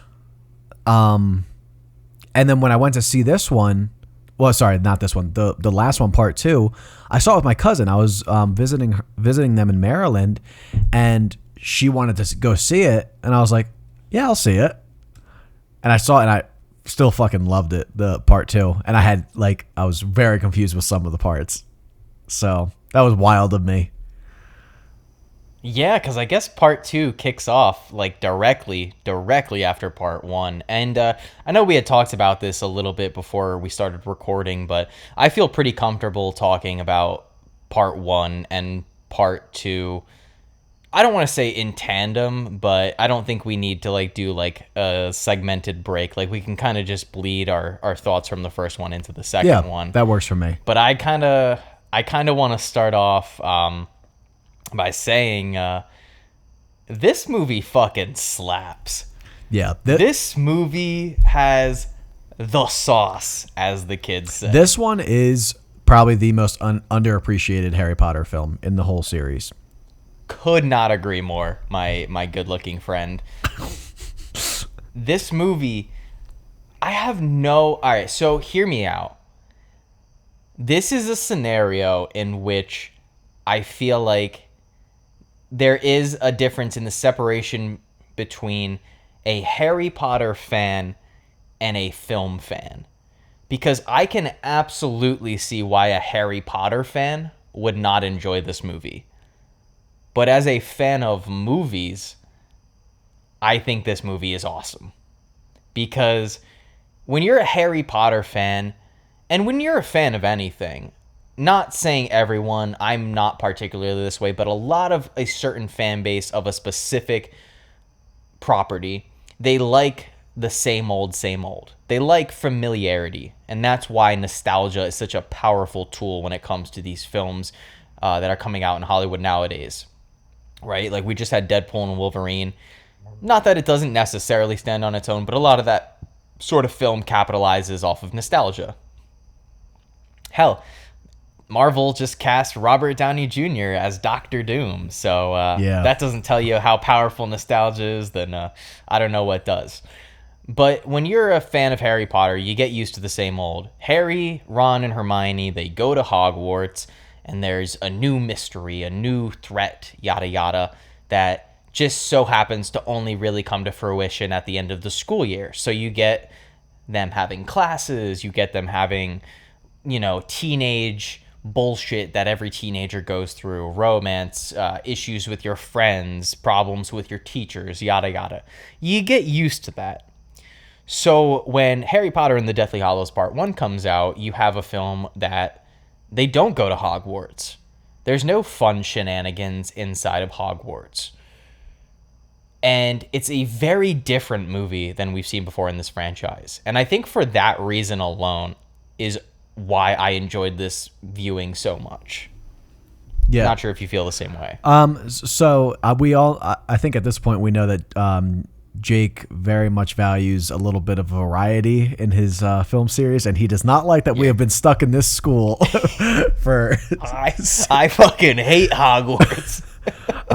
No, I think it's a nice change of pace. I think it gives... I think what I like about this is that it gives us a chance to actually feel like we're with these characters. And I just mean that in the sense that there's nothing really distracting us from just their interactions with each other and their relationship. And I think it's a good moment to develop them a little bit more. And there's some things I don't like,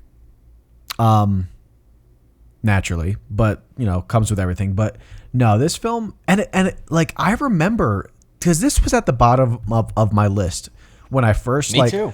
Like when I first was really getting into this, I was like, yeah, this is just a setup movie. It's what everybody says, but guess what? A lot of movies are setup movies, okay? I mean, but they can stand on their own. Like Infinity War is still a setup movie for Endgame, but it's better than Endgame. So where I think this one still has a nice, it has a good end. It sets up, and where I can see where it feels like setup-y and doesn't have as much of a beginning, middle, and end, maybe. I still think it's pretty strong. And I think it balances those low scale drama moments where it's just them two in the woods. There was a lot more action in this than I remember. A lot more. Not only is there, like you just said, plenty of action in this movie, to where for some reason, I had this movie in my memory as just them fucking around in the woods for 2 hours. Yeah. That is not at all what goes on in this movie. That's why, coming off of Half-Blood Prince, and again, we disagreed on our feelings on that film, but I feel like within the first 30, 40 minutes of this movie, so much more happens plot-wise and action-wise in terms of this movie. And I'm not some... person who needs, I love a good slow burn drama, but again, like you said, even the drama, the slower bits in this movie are excellent. I think, I won't lie, this movie got me to tear up at least 2 or 3 times. Mm-hmm. Was one of them Hedwig? No. Okay. I don't give a fuck All right, about I was Hedwig. about to say. fuck that bird. I don't give a shit. It's an owl. I don't care.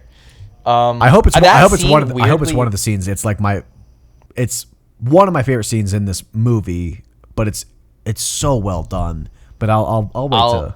I'll tell you my favorite scene after this. I will say, and it might be the scene that you're thinking of. I hope it is, because that'd be great if we had like the same. But no, in terms of Hedwig, I remember reading Deathly Hallows in I think 4th or 5th grade, and Hedwig dying in the book hit me so much harder than watching Hedwig die even the first time I saw this movie in theaters. Yeah. And I don't know why. I don't know. Maybe it's the way it's edited or how abrupt it is or how you don't really get much time to stew on that death, or maybe it's because it's an owl that we've only seen like 5 times throughout these movies. Like, they really don't focus on Hedwig that much. And even Harry is just like, oh, darn it, my owl. It's not like that bro. Also, they sort of... All right, so they throw a lot at you in this movie very quickly, because not only does Hedwig die, but Mad Eye Moody dies, and... They did him dirty. They did him so dirty, and I have so many problems with that. But wait, which one loses an ear, Fred or George? Oh, fuck. I think it's George. George loses the ear. I think so. Okay, so George loses an ear when they are transporting Harry, right? So they throw a lot at you in like one scene. 2 characters get killed and another gets maimed pretty heavily. But no, my favorite scene in this movie, and it goes back to highlighting the quieter, more dramatic moments in this movie. Harry and Hermione go to... What is it? Is it Godric's Hollow? Sure is. It sure is. They go to Godric's Hollow, and it's near... It's Christmas, and there's snow. And again, whereas like going back to Half-Blood Prince, whereas that movie again had such a sepia tone, this film doesn't really have a strong color grade in terms of like a specific color or tone, but it is a little more desaturated. So you get a little bit of a desaturated scene with Harry and Hermione at Godric's Hollow, and it's snowy and it's very quiet and there's no music, and Harry and Hermione go to the cemetery, and this is where Hermione first discovers the Deathly Hallows signal or a symbol on a grave, but she looks around and she sees Harry over by a grave, and she goes over, and it's just this amazingly quiet and sad and beautiful moment between Harry and Hermione of him standing at his parents' grave. And unlike certain elements in these movies that are underdeveloped and underbaked, one thing that has been a consistent throughout these entire movies is Harry's just unbearable sadness about never getting to know his parents and never getting to experience his parents, to the point that every scene, and we highlighted this in Prisoner of Azkaban with Remus and Harry, but every scene where Harry just hears someone talk positively about his parents, it just hits in the feels. And for it to all boil up and lead to this moment where Harry and Hermione are at the grave, and it's at such a great point in the film, and it's so beautiful and so delicately handled, and it just kind of ends with Merry Christmas, Harry, Merry Christmas, Hermione. And it's so, maybe I'm being melodramatic. You said this is your favorite scene in the movie? 100%. Good, because it's mine. And yeah. And yes, I'm glad I'm glad you used the word delicate, because that's how this whole scene feels, just very carefully paced. Like the whole way through, it's yeah. Like it's slow. You get the slow snowfall. Like everything just feels like it's just taking a breath to just feel this for Harry. This just this very like it's so subtle. It's like kind of quick. And dude, the switch in like that scene's scary. That scene gets when it gets scary. Oh yeah. Like, but yeah. My god. When she just sees like the back of him at the grave, Daniel Radcliffe just like, he just acts his ass off here so subtly. Like, it's just so, I don't even know what it is sometimes about it, because it's not like he's not doing anything that, like, he's not doing that much in this, but in this one he's done such a great job with just his facial acting so well. Yeah, 100%. I've always felt in the Harry Potter films that Daniel Radcliffe does the best with subtler moments. When he has to be loud and aggressive, I don't think it always hits. But when he has to be a little bit more subtle and reserved, I think he fucking nails those bits. And like, obviously in this film, but I think back to Order of the Phoenix, when he gives that speech to the students gathering in Hogsmeade, when he's trying to put together Dumbledore's army, and he gives that speech about how facing threats in the real world isn't like taking a test in class where you can just fail and try again. Out there, you could die. And it's very powerful, but it's very understated. And that's him throughout this entire movie.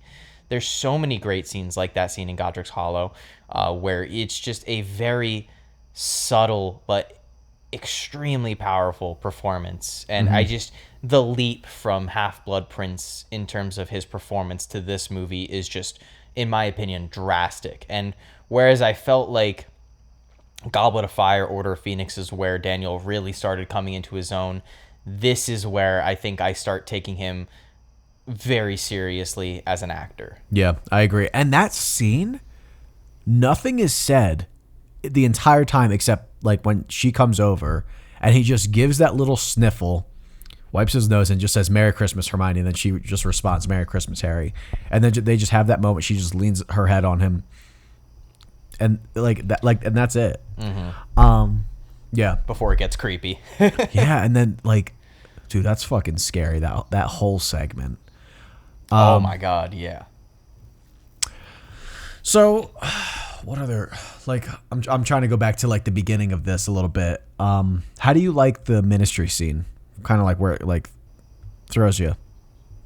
I have one note, and I wrote, "Oh, it's Bill Nye."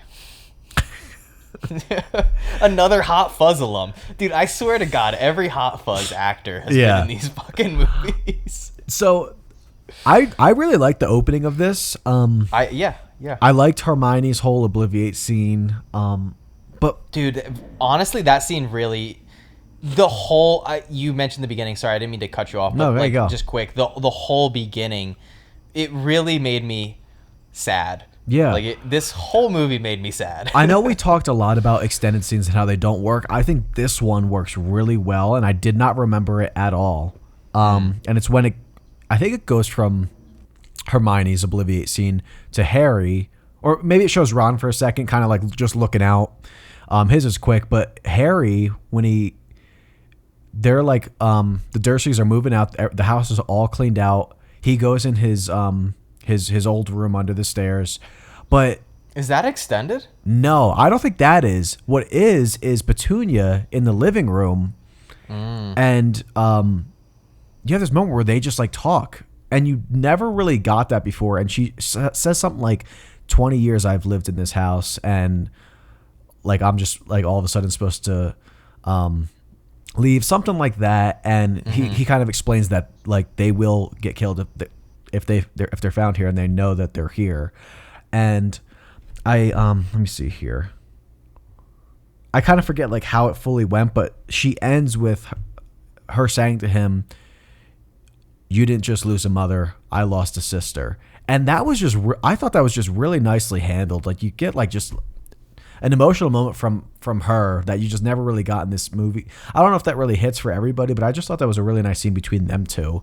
She's still kind of like it's the one moment where you see Aunt Petunia really show a bit of vulnerability. Yeah.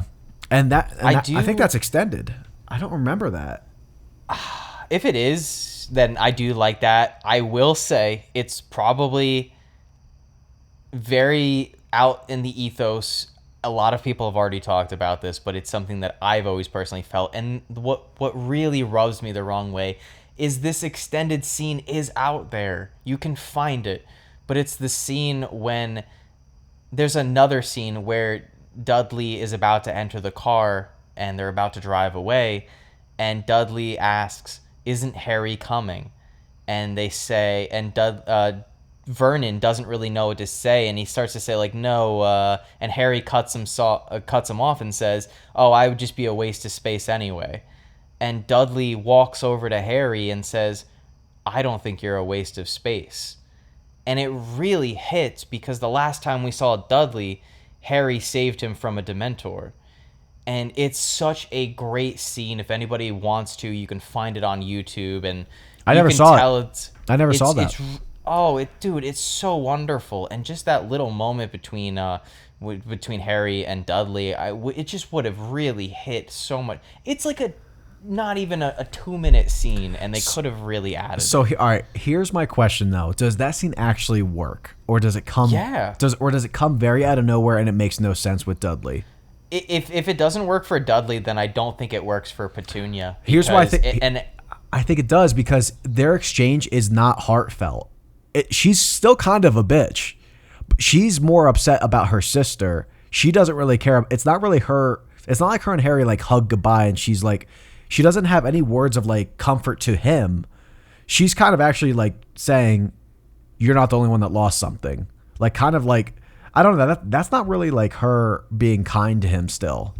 Yes, but all we've ever seen Petunia in these movies showcase in terms of her emotions or feelings towards her sister was that she was a freak who kind of disgraced the family. Even when we see the Snape flashback in Deathly Hallows Part 2, we see that Lily creates like a flower with magic, and Petunia just calls her a freak and says, "I'm going to tell Mom and Dad." And that's when Snape appears and she runs off. But that's that's all jealousy though. Like, I don't think that she ever hated her sister though. We never get that much remorse. And while I do like the Petunia scene, I do think it shows a little bit of vulnerability. I like that Harry and Dudley always had this tumultuous relationship where Dudley was sort of just, I don't know if Dudley was just a product of his environment. I mean, I think a lot of the times if a kid is that way, it's probably to blame the parents, especially when we see, Petunia and Vernon throughout these films and how despicable they are. But with Dudley, I think it's nice that, again, the last time we have seen him in these movies is Harry saving him from a Dementor in Order of the Phoenix. Even after, Dudley was bullying him pretty hard at the beginning of that film. And for it to be like their final goodbye, for Dudley to like be like, "Listen, like, I don't think you're a waste of space." Like, I just that small moment where they don't hug or anything like that. It's just Dudley acknowledging that Harry, doesn't have any resentment towards Dudley, and Dudley doesn't have any resentment towards Harry. It's just a nice scene that I think would have worked. I don't know. I'll have to watch it. And I'll see if it works, because I'm iffy on that. Because it's a nice scene. I think you'd like it, but it might be a little too cheesy. It might be a little too cheesy. The way I remember the extended scene, it doesn't come across cheesy. It's very understated, and I think it works in tandem because, like you said, you get the scene where Hermione is like erasing her, which again, it's so sad, man. Hermione is erasing her parents' memory, and or not only that, but erasing all traces of her, like herself in any of the family photos, which is so weird when you see the photos after she's out of them. I'm just like, what are they supposed to do with those photos when they see them? They're just poorly framed photos. Like, oh, why do we have an empty frame on the fucking fridge? The fuck? But no, I like too that is kind of looped around, because later in the film they apparate to a place that Hermione came to with her parents when she was young, and she kind of just in a very. I also like I've kind of talked a little bit of trash on Emma Watson, and I if I've gone too hard on her in any of these movies, I didn't mean to. I don't think she's bad. I think she's very serviceable as Hermione. But in this film specifically, and again the quieter moments with Harry and Daniel Radcliffe, I think she does a really good job. And she says, "This place is the exact same, but I doubt if my parents came here that they would remember it or me." And it just hits, because it's like, oh shit, yeah, her parents, she doesn't exist to her parents. And it's just, again, very sad, but handled, again, delicate is the best word to describe it. It's done very well. All right, so let's get into this movie. That was just on the intro, pretty much. Let's see. Yeah. Because there's, let me see here. Let me look my notes. How do you feel about the whole like chase? I don't know. Can the Muggles see this happening? Well, I don't know, because I'm very iffy in these movies, or maybe I'm just not paying attention, but I'm very confused as to how oblivious muggles are. Because in the first movie, the platform 9 3/4, they just run into a wall in front of muggles and they tell you that muggles don't see anything. But then in Chamber of Secrets, they are said to have been spotted when in the flying car. They were said to have been spotted by no less than 6 muggles per Snape. And then in the third one, he blows his aunt up, and it is seen by some muggles, but they wipe their memories, and Harry is not even given a slap on the wrist. All is well. But then in the fifth one, he uses magic to save himself in front of a muggle who sees the Dementor. Josh, I'm so confused as to what muggles can see in this universe. It makes no sense, and I don't understand it. Yeah, there is a lot of that, isn't it? I don't know, but so we eventually get a chase action scene in the sky, and that's where we see. Oh wait, I forgot about the Malfoy Manor scene in the beginning when they're at the table. They kill the Muggle teacher that we've never seen ever once. She's like the I forget what the class is. I was thinking about that scene. How much more impactful would that have been if it were a teacher that we knew from the previous movies? Yeah. Or like, why not just show her throughout the series so you could like build to that? I don't know. Yeah, like what if it was like Professor Trelawney or something? Or like I used to think it was. I thought they kind of looked alike a little bit. Oh, interesting. I was watching that and I was like, this is... I did write in my notes that something about Voldemort just having like a casual bad guys meeting does make his character a little less threatening. I was like, oh, he's just having a little meeting with his bad guys and trying to like plan and stuff. Whereas, I don't know, when you see him in other movies, every time he appears, he just has such a menacing, threatening presence. And why is everyone returning to Hogwarts like normal besides them? I wrote that in my notes. I was like, I would probably not be going back there. Like Ginny goes back. Yeah. Like, you don't have what? to. Like, they must really want to graduate, I guess. I don't know. Yeah, I mean, to be fair, you don't want to be held back.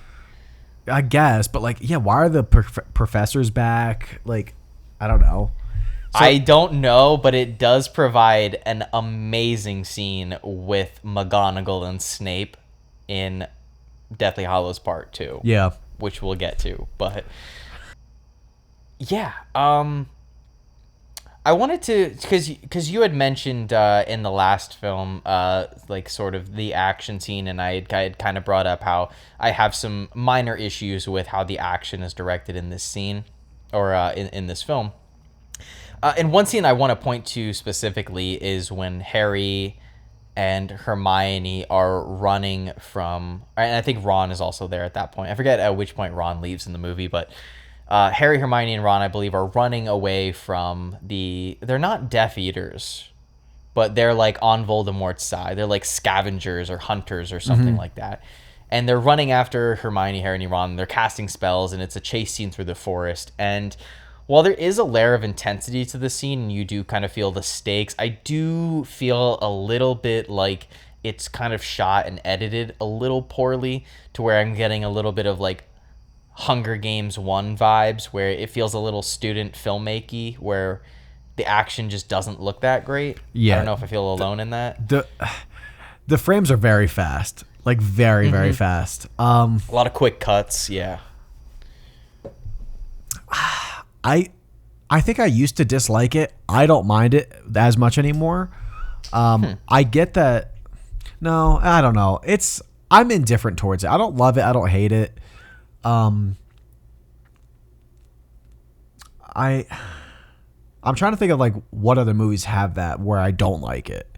I'm trying to like wonder what's different. The biggest one for me is I just remember the action in the first Hunger Games movie being very similar. A lot of quick cuts, lot of just jarring edits, and a lot of kind of close-up shots, which maybe some of the later Taken movies, if you've seen like Taken 2 or 3, have some choppier editing in the action. And Yeah. again, I think the movie that does it the best is maybe the Bourne Ultimatum, the third Bourne film, Paul Greengrass, whereas it does have choppier edits and it is a little faster paced and a little, they implement handheld cameras a lot, but it's shot in a way in which you're never that confused with the action. But I don't know. Yeah, is it more of the frame rate or the shaky cam that you don't like, or the cuts? Like, what's the biggest problem? I think some of the, I think it's a lot of it combined. I think some of the handheld cameras, like, they make it a little bit hard to tell what's going on in some of the action.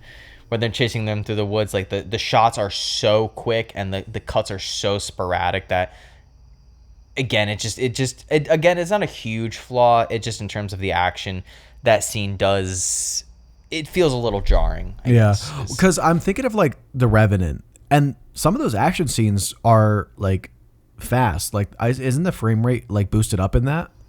I don't think the frame rate's boosted in that, but I will say about The Revenant, because I did see that actually rather recently, probably within the last 3-4 months.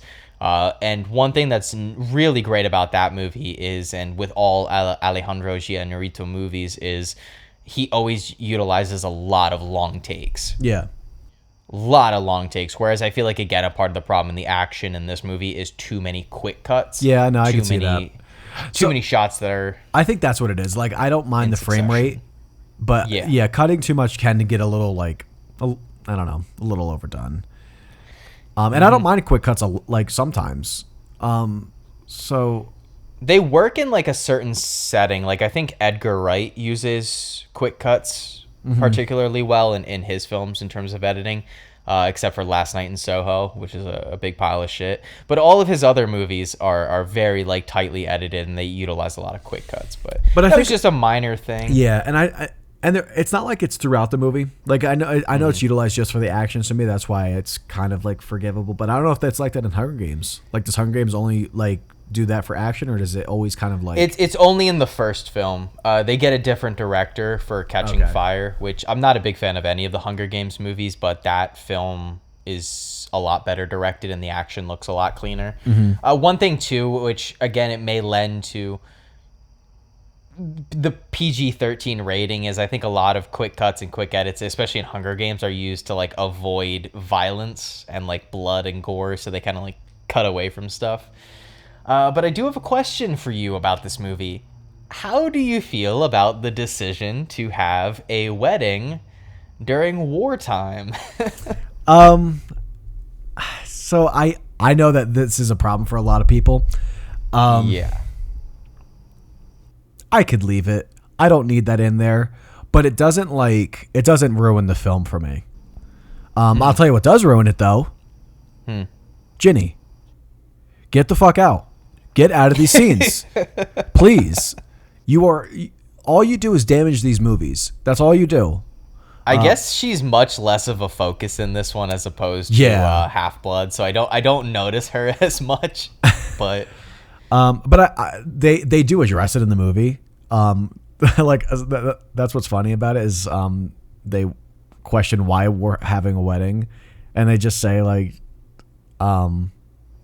I think Harry says, or Jenny, I think someone says, why are we having a wedding right now? Like, all things considered, and during these times, or something like that. And Harry says, maybe that's the best reason to have it. Yeah, and it still doesn't.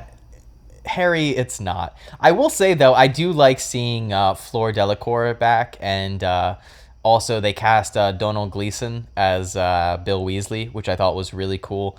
He's a great actor. Love seeing him in movies. And apparently, Donald Gleason was cast as Bill Weasley, and the actress for Fleur Delacour, they both said that they were willing to be in Half-Blood Prince because both of those characters appear in that book, apparently.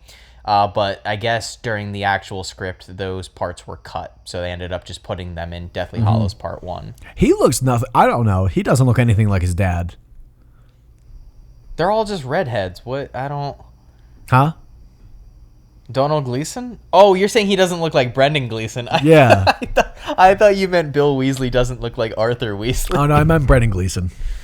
No, I think they kind of do. I just Really? no shade to Brendan Gleeson, but like he's a little heftier, a little older, and Brendan Gleeson or Donald Gleeson is a lot thinner and younger. So Yeah.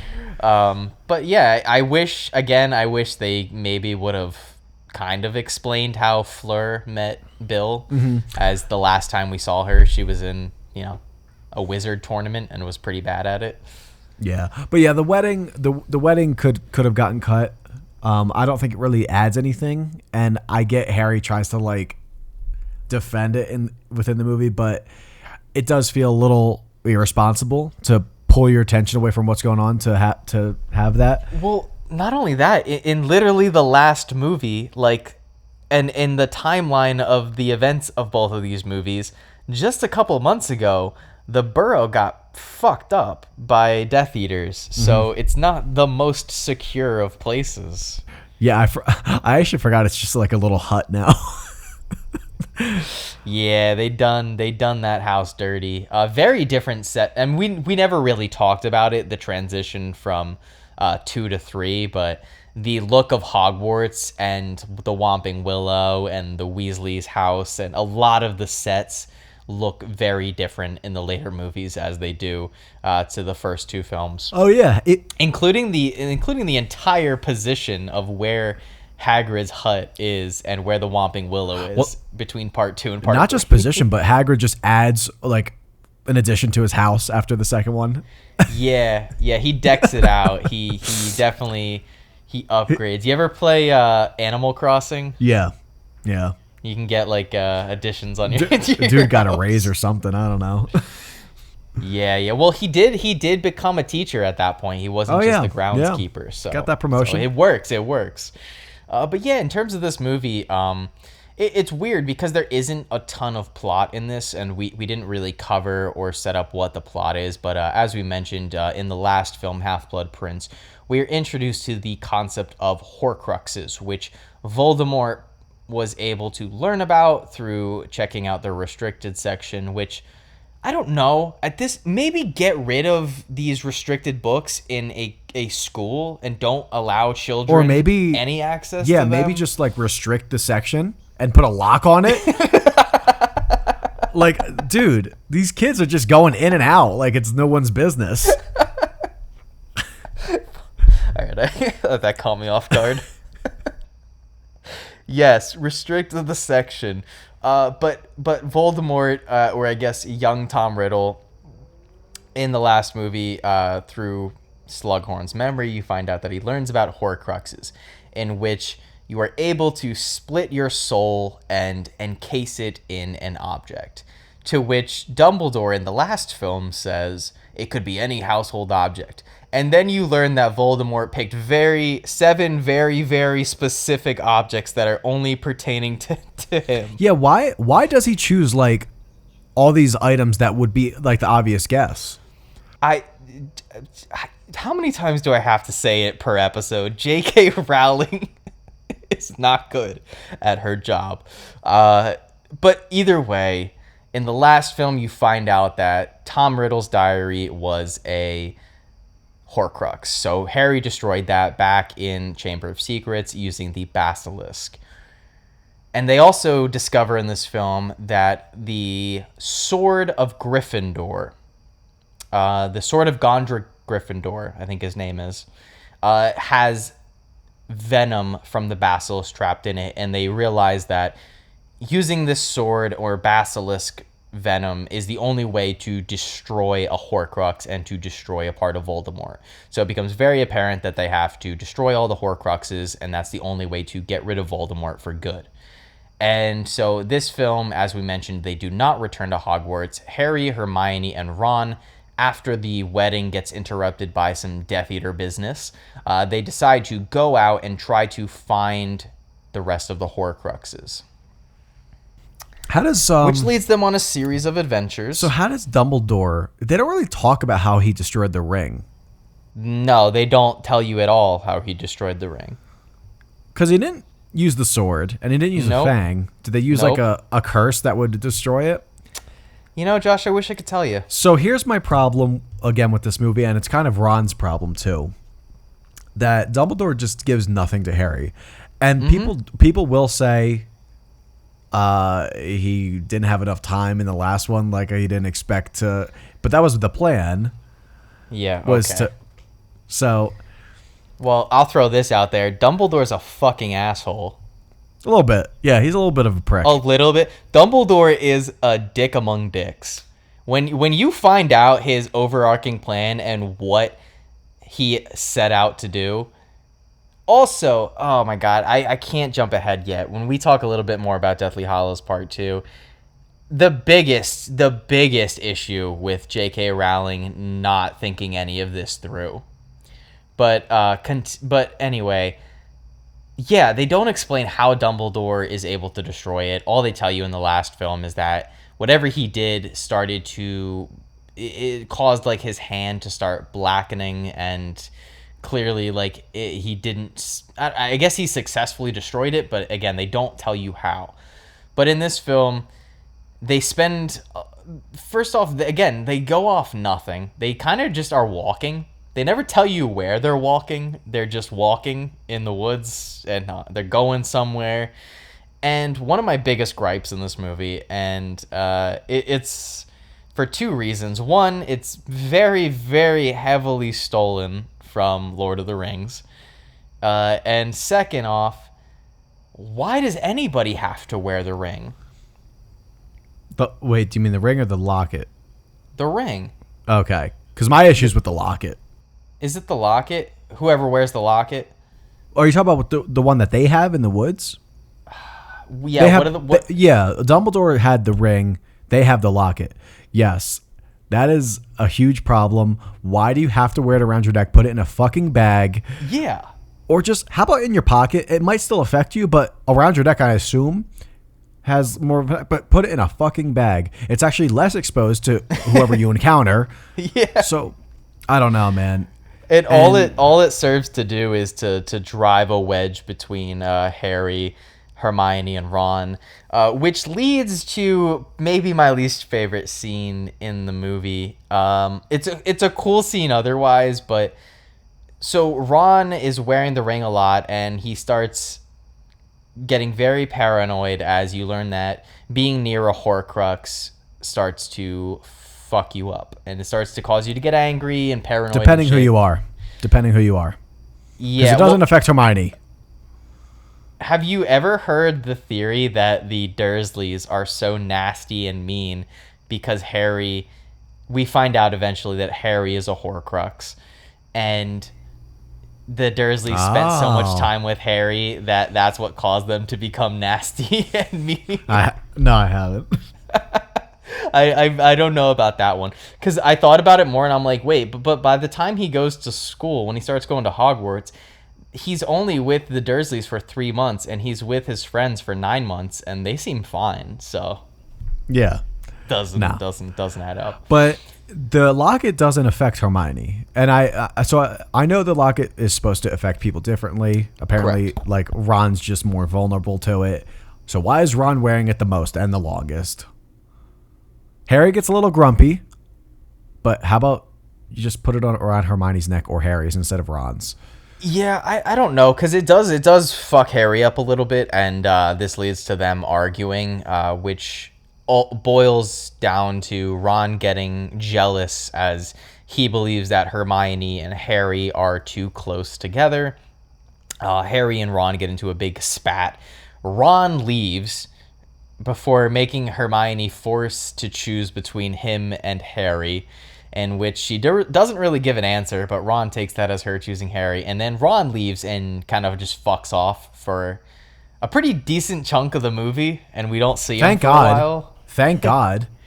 I don't know. I mean, it is cool. I do like that plot-wise, but I don't know. I actually like Ron in this movie. I know that he's good. I don't like how they write him in some parts because he's just annoying.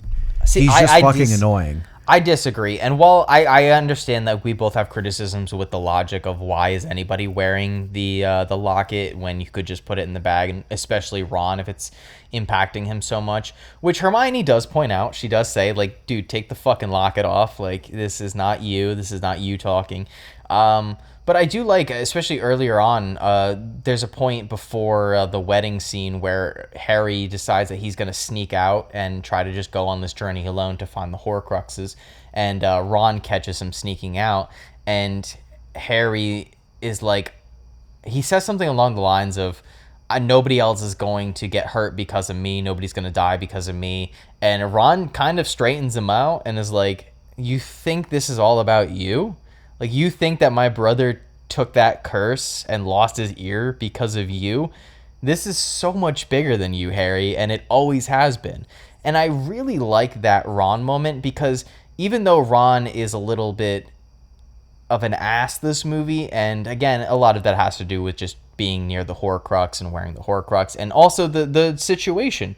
Like, we haven't really talked about it, but like, one of the key aspects of Ron's character in this movie is he takes one of his dad's radios that he was fixing to where they can hear this broadcast, and there's this great sequence where Ron is listening, and it does a kind of a montage, and you just hear the radio person read off a bunch of names of people that have been killed or who have gone missing.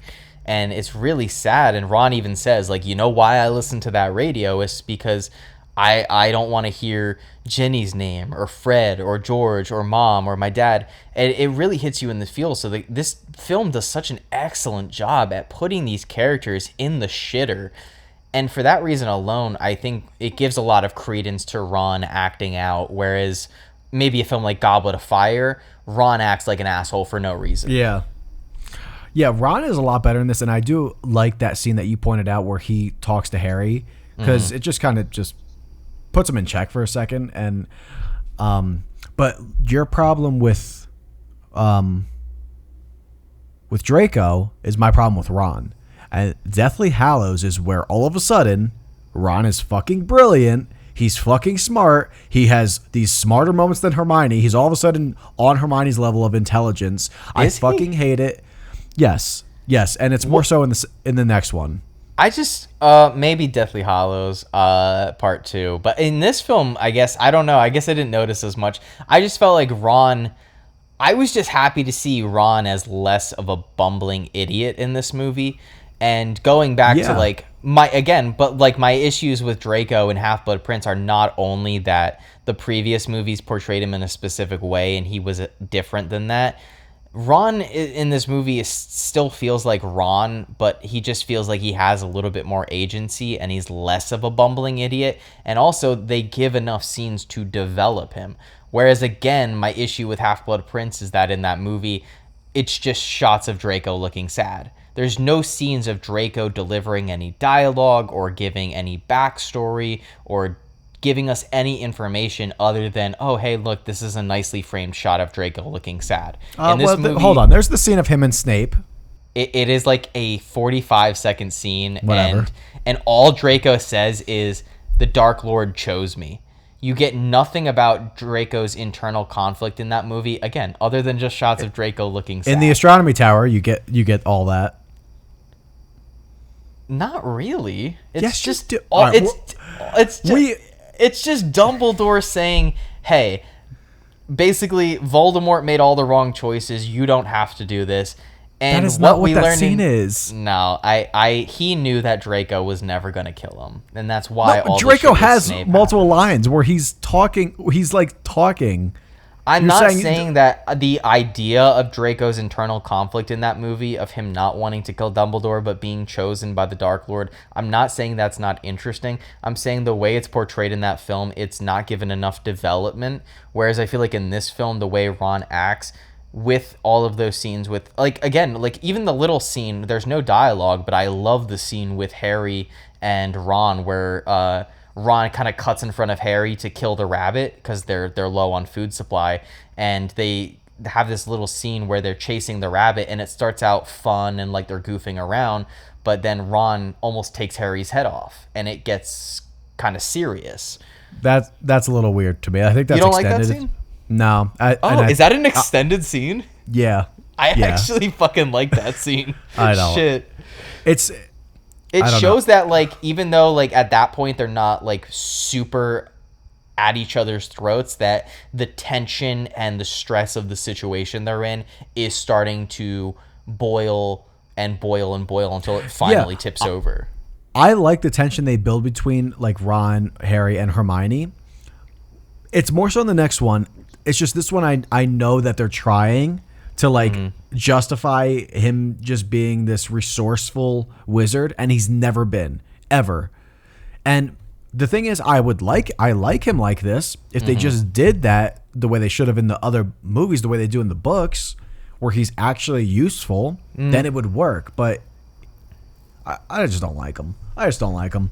Like when he leaves, I just like it so much more because I just like seeing Harry and Hermione in scenes together more than I don't know. I love it honestly, and not even in a romantic way. Like I know it's pure friendship, and there's something about a male and female character that just have a pure, unadulterated friendship, and that's what I think J.K. Rowling is missing about why people love Harry and Hermione is they really do just feel like the best of friends.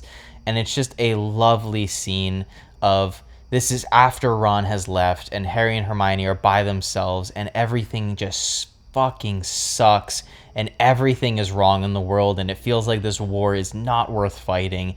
And there's this little catchy song on the radio and Harry just walks. This scene? I love this scene. I love it. Harry just walks over to Hermione and extends his hand and she takes it a little bit hesitantly, and for a little bit it seems a little awkward and she's not too into it, and then they just start dancing together and letting loose and having fun and just enjoying this quiet moment together.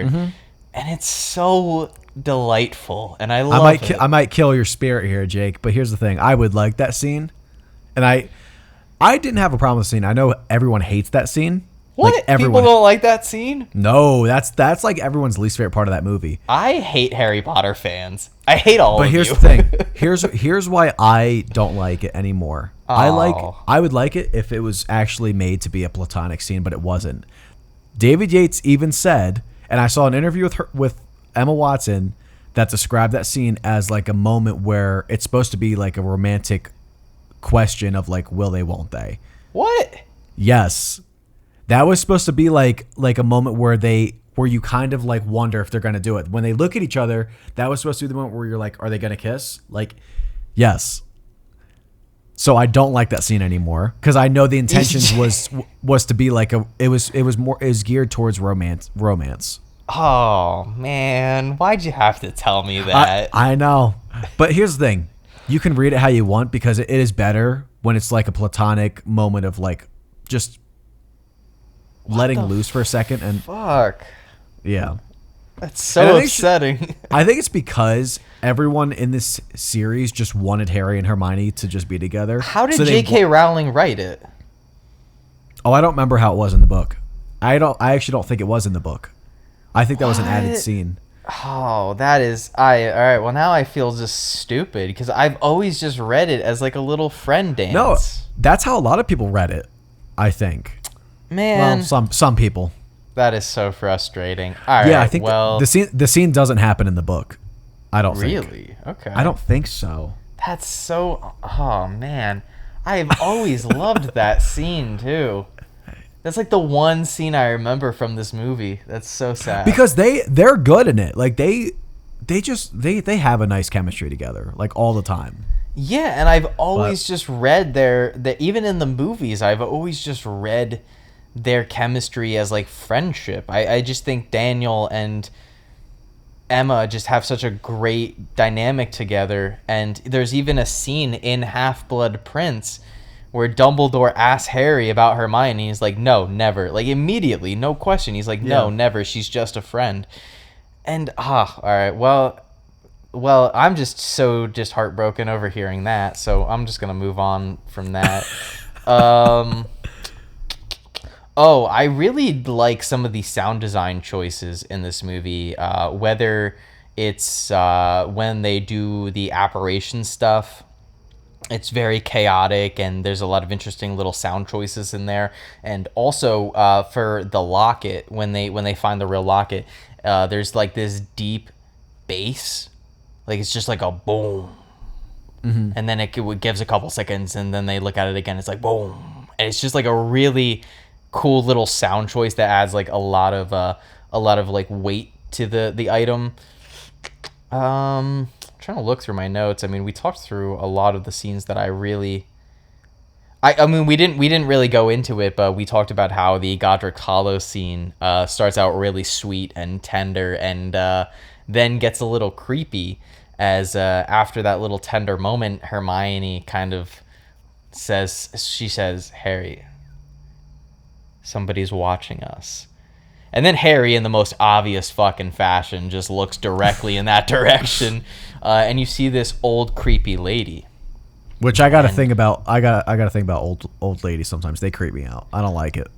I think old people and kids in movies are always creepy. Yeah, it's not. It's always old ladies. It's never really old guys. It's just old ladies. Always creeped me out when I was a kid. Didn't like it. I don't know, dude. The old guy in The Ring, Samara's adoptive father in that movie. Oh, Brian Cox. Yeah, dude, Brian Cox is fucking terrifying in that movie. Here's my question. When we're in that house, I love that as soon as you go to her, that they add the like flies sound like around her, and you don't think anything of it. But yeah, I like it a lot. Yeah, but why? What's with the nursery that's like all done up nicely in the house? I'm not exactly sure. Maybe just to add some creep to it. Because it's everything's really clean. I don't get why it was like that. Yeah, that the whole always scene threw me off. The whole scene just, I feel like, serves to be maybe one of the most unsettling scenes in the entire franchise. Like when Hermione kind of just it's honestly directed and shot like a horror scene. Like in just a regular horror film. I think it's the scariest scene in the series. I'd probably tend to agree. It's very unsettling right from the moment that they acknowledge the woman at the graveyard, even before going into her house. Super unsettling. Oh, one scene that I thought was excellent in terms of tension is a kind of a clever reincorporation, and maybe I'm just dumb and it's not actually reincorporation, but I forgot when they set up camp that Hermione put up a defensive charm around their camp. So there's a scene where she hears something from a distance and goes to investigate, and it does a great panning shot. And you want to talk about cinematography, this is great. It does like a great panning shot, and you see these hunters who will, like we already mentioned, later on chase them in the film once they really catch them. But when they saw them, I had completely forgotten about the protective charm. So when I saw those guys, like my heart stopped for like half a beat, and I was like, holy shit, they're caught. And then he like walks over to her, and I was like, oh shit, wait, he can't see her. And it was just a really great moment where I had completely forgotten about the protective charm and had just kind of looked. Sorry, AirPod died again. But no, I had completely just forgotten about the protective charm, and just the fact that they were able to reincorporate it and me completely forget about it. I don't know. It just added a lot to the scene. Very tense. Yeah, I agree. I love it. Yeah. When it does that that like circular tracking shot between like him and she like disappears, and then it like goes through the charm again and she's there. Like that's really good. My question is, what if he just took a step forward? I don't know, because in the next film there's a protective charm that they can't pass through. I don't know if hers was just like a mirage spell, or if it was like that wasn't because that wasn't the same, because you could still see Hogwarts. That one like just like killed you, but hers was just like an invisibility cloak pretty much. So I imagine you could just like go through it, or at least feel that there's a barrier. This guy went a centimeter from that wall. Like I was like, okay, there's like a well-framed scene. Like this is building good tension, but like, how does this guy just happen to step right against where his nose is like touching the wall pretty much? But I was clenched in that scene. Yeah. One question I do have in terms of the entire Harry Potter franchise, and maybe you can clear this up for me a little bit, is I'm still very confused on, does the wand choose you, or can you just use anybody's wand? This movie really raises a lot of those questions. I have a note for the second one that the whole wand allegiance was really pushed, I think, in these last movies. Because how many times have we seen Expelliarmus? And it's it's taken the wand out of their hand. I mean, like, these people, how do you keep track of whose wand is whose now? Like, even when Snape does it to Gilderoy, so Gilderoy's wand is Snape's this whole time. Like, I don't understand. No. I don't think disarming someone gives you their wand allegiance. Yeah, it does. No, that's just the Elder Wand. Yeah, that's just the Elder Wand. It's not a regular wand. Okay. But taking someone's wand gives you their allegiance. When you just like rip it from their hands. Yeah. All right. Well, I do have like. Does that just mean when he does that? Does that just mean the Elder Wand is his and Draco's isn't? Yeah. Like. Yeah. So I guess we can actually start bleeding into that. I do have one note. I thought it was a funny joke because, again, I had a couple drinks while watching this movie. But so when at some point in the film, it's when Harry and Hermione are alone and they are still completely lost. They have no clues to a Horcrux. They have no clues on how to even destroy a Horcrux because they don't have access to Godric Gryffindor's sword. And at one point in the film, towards the end, Harry is his attention is caught by a Patronus charm, to which he follows into the woods, and the Patronus charm leads him to a frozen lake, where at the bottom of the lake is Godric Gryffindor's sword. And Harry starts taking off his clothes, and I wrote a funny joke. I wrote the boy who lives, more like the man who skinny dips. Dude, I don't even know how he survived in that water. That water had to be like negative 30 degrees. Yeah, but like I have a problem with idea. that. Why would you leave the locket on? Why? Just take it off.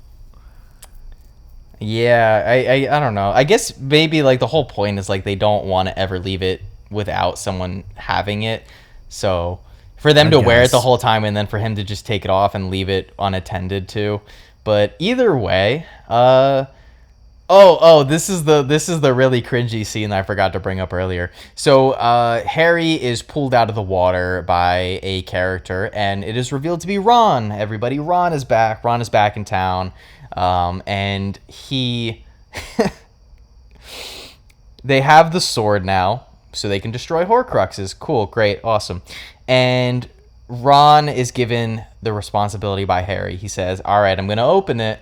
And when it does, you gotta destroy it, buddy. You can't hesitate. Can't even think about it. You gotta destroy it."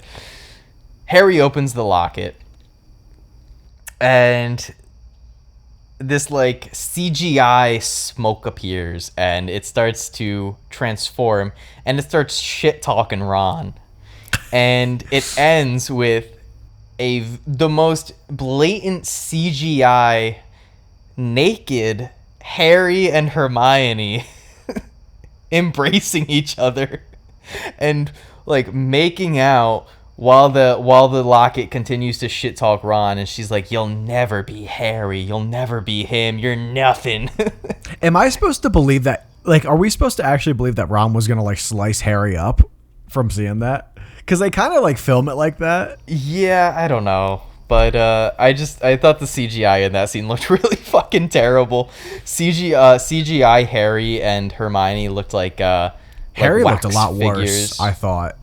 I thought Hermione looked terrible. Like her cheeks were like smoothed out and shit. And they were, but I thought Harry just looked either really way odd. But yeah, Ron destroys it. And I guess we can.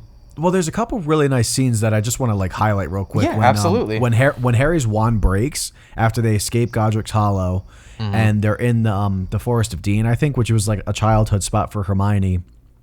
And I can't remember how much of this was extended, if any, but just that scene with them in the snowy woods together, I really love that scene. Looks amazing. Where it does, and just her exchange with him, just talking about what she wishes, like just staying there and just like growing old, like just forgetting about everything, just like how she longs for that. Yeah, I really appreciated that scene also. And let me see. I mean, we got to talk about one of the creative parts of the movie. I mean, I like the scene. I don't know if you like it, but the story of the Deathly Hallows.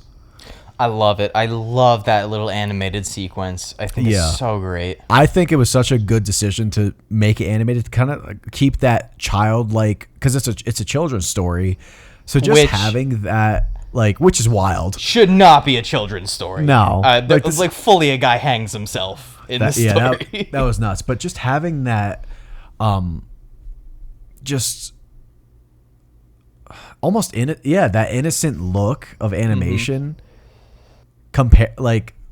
just put against that like very unsettling story of those three brothers. But just, it was so well crafted. It looks so good. It almost makes it creepier because it is animated. It reminds me heavily of that sequence in Krampus, the Michael Dougherty film, where I never saw it. Oh no! Oh, there's a sequence in which the grandmother recounts this like story of her childhood, and it's all told through this like animated sequence, and it's very good. If you guys are a fan of Trick or Treat, which is Michael Dougherty's other film, I highly recommend checking out Krampus. It's a good Christmas horror film. A lot of fun. But yeah, dude, I loved the little Deathly Hallows sequence in the film. It does kind of slightly bother me that Ron didn't know about this story, because it's showcased early on in the film that he's very familiar with that book. That he knows it.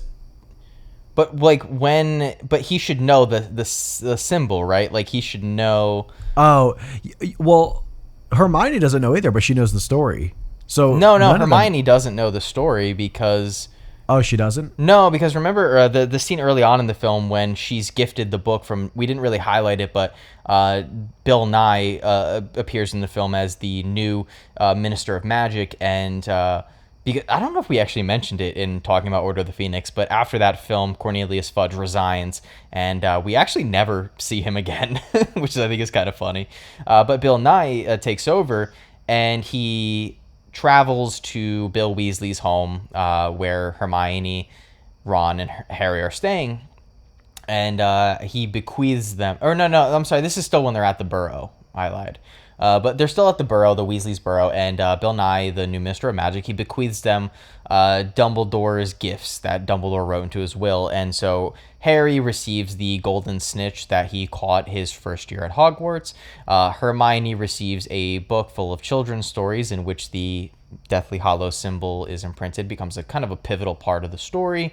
And Ron is gifted the Illuminator tool that we see the very first time in Sorcerer's Stone, that we see Dumbledore when he appears on the street that Harry's uncle and aunt live on, and he kind of absorbs all the lights from the lantern. So kind of a lot of nice little callbacks, and that's something I will say about Deathly Hallows Part 1 and 2 is they do a lot of fan servicey callbacks to earlier stories and films in the franchise, but they always do it in a really nice and delicate way. I know I've said delicate a lot this episode, but it never feels like it's just throwing fan service in your face. It's right, like good callbacks. Yeah, it's never cheap. It's never cheap. No, it even feels like deserved.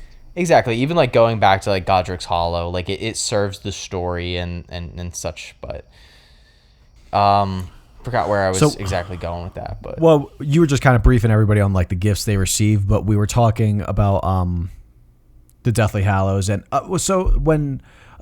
So this is in Luna's dad's house. What's his name? Xenophorphia? No. I'll call him Z.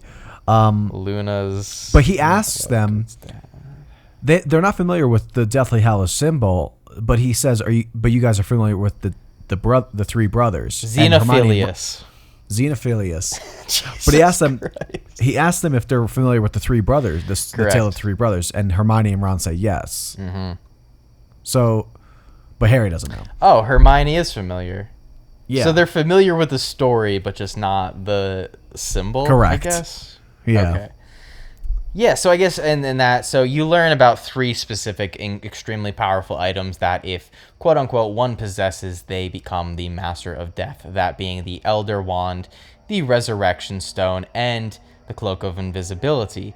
Now, I remember reading Deathly Hallows in 4th grade, and I remember vividly that the whole concept behind Harry's cloak is that Harry's cloak is the invisibility cloak from the story. The one that Harry has is, but I don't think that's super conveyed in the film. But I remember vividly in the book that it was kind of highlighted, because at first they were like, but wait, Harry, your cloak, you have an invisibility cloak. And they're like, yeah, but that can't be the cloak, right? And it's like, but it is better than anything you can get in a store or something of that sort.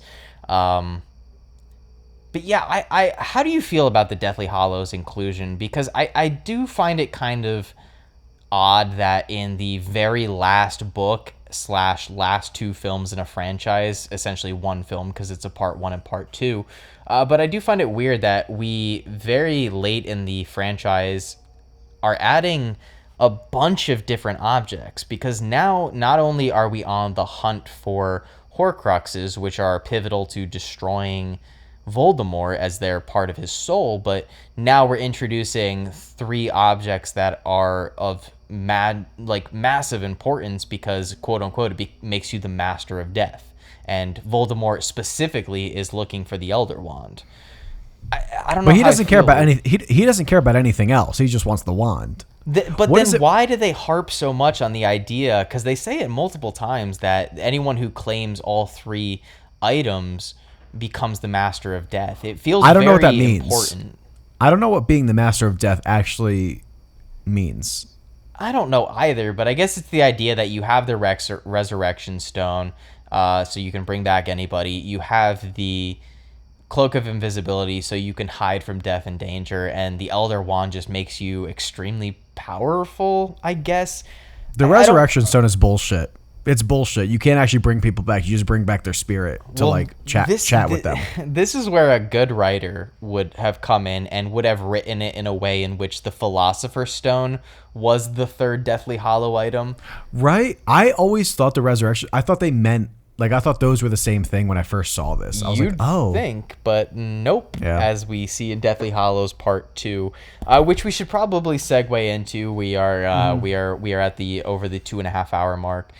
So honestly, I really we didn't talk about it. Yeah, we got to talk about it first. Dobby's death. Yep. Is so sad. Dobby returns. We get this. So we're not in Hogwarts. I really like that we got to go to Malfoy Manor for the last scene. Almost the last scene, but really good stuff.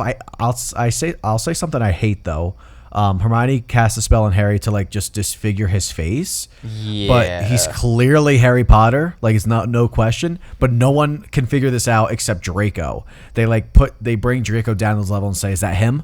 And I'm like, come on, man. You see the engraved scar. You guys just saw this guy last movie. How's everyone having a hard time? But anyway, they get locked in the cellar, in the dungeon. Dobby returns and pretty much saves them. And Dobby gets a little dagger. They apparate out of Malfoy Manor, but Bellatrix throws her dagger, and it follows them in and just slices him. Well, just stabs him. Dobby was a free elf and deserved so much better than what he got. This was probably the most emotional death for me in the whole series, which is crazy. 100%. It's crazy that you just never see Dobby since the second one, so you really don't get much of him. But he's just very, I don't know. He's just a sweet, kind little elf. And now, granted, we did highlight how he did try to kind of kill Harry in Chamber of Secrets. But that aside, Dobby is just the sweetest, kindest little elf, and all the things that he did in Chamber, I know he went a little overboard, but he was just trying to save Harry. And again, dude, I texted Josh when I was watching this, and I was like, Dobby, I'm fully sobbing. I had tears coming down my face because it is so fucking sad. And when Dobby hits you with the, what a beautiful place to die with friends, or what a beautiful place to be with friends, or whatever he says. Yeah. It's so sad. But combined with the music is so good in that. But like I loved that they did like just a nice steady cam shot when they're on the beach, and it's just like this tracking shot of Harry. I think when he walks to Dobby, and it's just really nice. Daniel Radcliffe, honestly, he's the one that really, well, they both make the scene sad, but like he's just good in all of these scenes. But I think that's why this scene really hits emotionally, because you actually get like a very well acted, in depth moment from someone else dealing with a death. You don't really get that much, except like in Order when Sirius dies, but even then it's like very quick. This one's very like patient, and he's just have that embrace. Dobby has those final words. Like, it's just a really nice scene. What I think this movie does differently as opposed to the other ones is that in every other film, when a character dies, you're immediately cutting to more of the plot. You know, when Cedric Diggory dies in Goblet of Fire, you have that scene where Harry is obviously traumatic, and you have the "that's my boy" scene, but we can't linger on it too long because we have to cut to fake Mad Eye Moody, Barty Crouch Jr., taking Harry up to the tower. In the last, in Order of the Phoenix, you have Sirius dying, but immediately Harry has to go get his vengeance on Bellatrix for killing him. And then even in Half-Blood Prince, Snape kills Dumbledore, and Harry runs after Snape and calls him a coward and tries to get his vengeance. Whereas this is the only time really where I feel like we just have to sit with a character's death. Like, this is what the film essentially ends on. You get a little bit after that with Voldemort desecrating Dumbledore's grave and taking his wand, believing it to be the Elder Wand, and which is a great setup for the next movie. But in terms of emotional payoff, like you said, this Dobby death just hits the most. And again, I really think it's just because Dobby's a really great sentimental character. There's an innocence to his character, but also B, it's the only death in the franchise that we really get to sit and linger on. It's also the only death, I think, where everyone else is already dead. He's dying. So like, I can't think of any other death where they're like dying in someone's presence. Like, every death kind of happens very quickly. Yeah, no, you got me there. He doesn't get Avada Kedavra. Right. But yeah, so very nice segue into the next film. Kind of start back where we left off at Dobby's burial. They do a nice like humanized burial. And now they're on the hunt for the chalice, right? Or something. Yes. They believe that there is a Horcrux, a chalice inside of Gringotts Bank, which they get the instructions from Griphook. Cut a deal with him to give him the sword once he brings him to the cup. So it pretty much starts you off. You're I think you're pretty much on your way to Gringotts. Let me say something I hate in this franchise. And it's something that could have just been changed in the writing process. Yeah. Why? Just make Polyjuice Potion give you the voice. I was going to bring that up. I very much dislike in this movie that anytime a character drinks Polyjuice Potion and transforms into another person, that they just dub over them with the original actor's voice. They do it in Chamber of Secrets when Harry and Ron take over Crabbe and Goyle.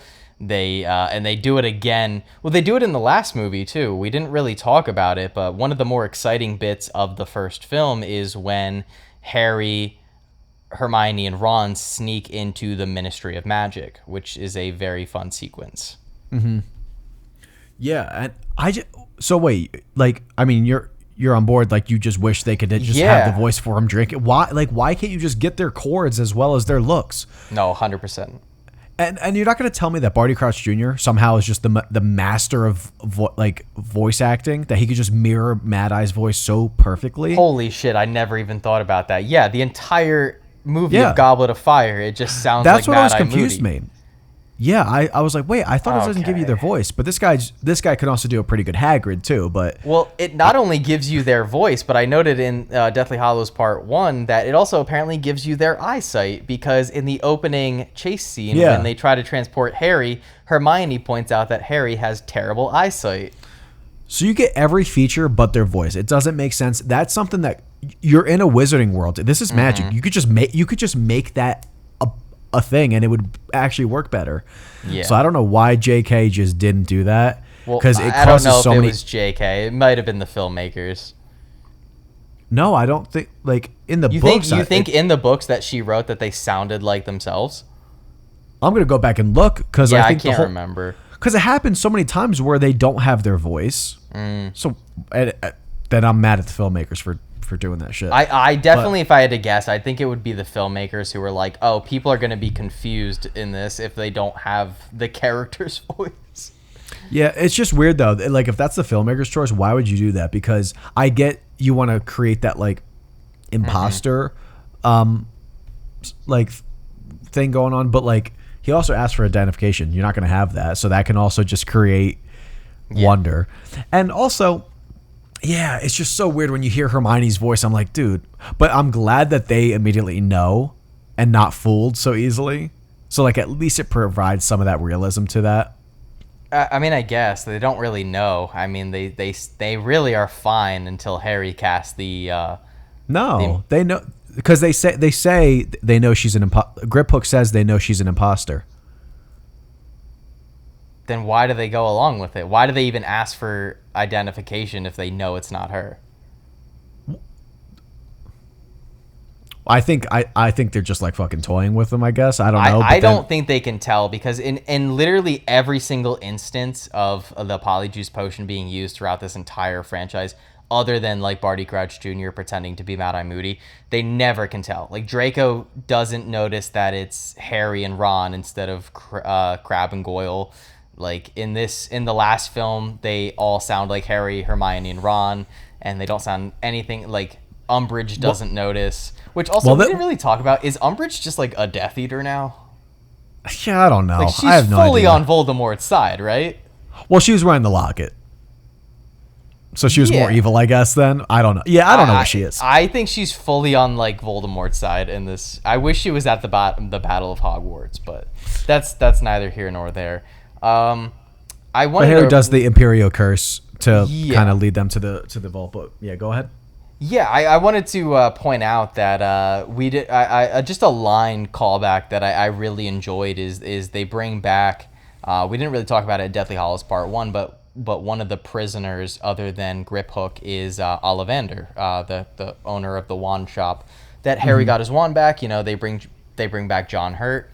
And one thing that I loved is they do a callback to a line from Sorcerer's Stone where they say the wand chooses its owner. It always has. That much has always been true. And I just think that was a really nice callback to Sorcerer's Stone. And that's we didn't really talk about it, but if there's one word that I could describe Deathly Hallows Part 2 as in terms of being the finale of a franchise, it's satisfying.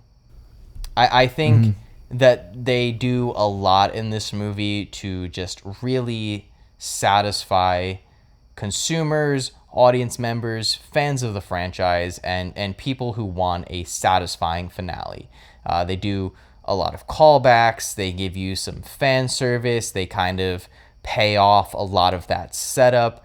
And in terms of being a finale in a franchise, I may have issues with it as a film in terms of, you know, maybe some direction, some writing, and some things like that. But when it comes to just being a payoff, the final climactic film in an 8-film series, there's not a lot that I would change about this movie. And there's jokes, I've made them myself, and I know I've irked Josh about them, about this film being essentially a 2-hour battle scene. But they do a lot in this movie to just deliver on all the stuff that you'd want to see in a finale, in terms of battle sequences, character moments, performances. Everyone's on their A game in this one. Like it's very apparent in part 1, but it's even another step in this one, I think. No, I completely agree on the performances. Obviously, the one we have to highlight, and he's been great throughout the franchise, Alan Rickman as Snape. This is the Snape movie. Not in terms of like the focus on characters, but like when you think of standout moments, this is the film where you really get the backstory, the depth, the true nature of Snape's character, and Alan Rickman. Let me highlight something I love about one thing I love about this movie. It's really brief. The intro to this, Lily's theme is so good, and you just get those kind of just establishing shots of Hogwarts and Snape overlooking everything, and you get the shot of him, and just when you learn about him, everything just makes so much more sense when you just even see those moments of his just look on his face. But then the title card, everything is just sets you up so perfectly, I think. I love how quiet it is when it zooms in on the Warner Brothers logo at the beginning of the film. I feel like progressively, obviously it's known, there's plenty of memes about it, but like as the films progress in the series and the story gets darker in tone, the Warner Brothers logo becomes less saturated and becomes, obviously less colorful and whatnot. But in this film specifically, there's like very minimal music. I don't think it even cues it's just the sound from the montage of Voldemort taking the wand, just those those beats, I think. Yeah, it's very minimal, but you just also, I love how decrepit and decaying the Warner Brothers logo looks. Like there's chips out of it. It's like cracked and very obviously, run down. And I just thought that was like, I always love when companies do or films change up the logo a little bit to kind of suit the story of the film.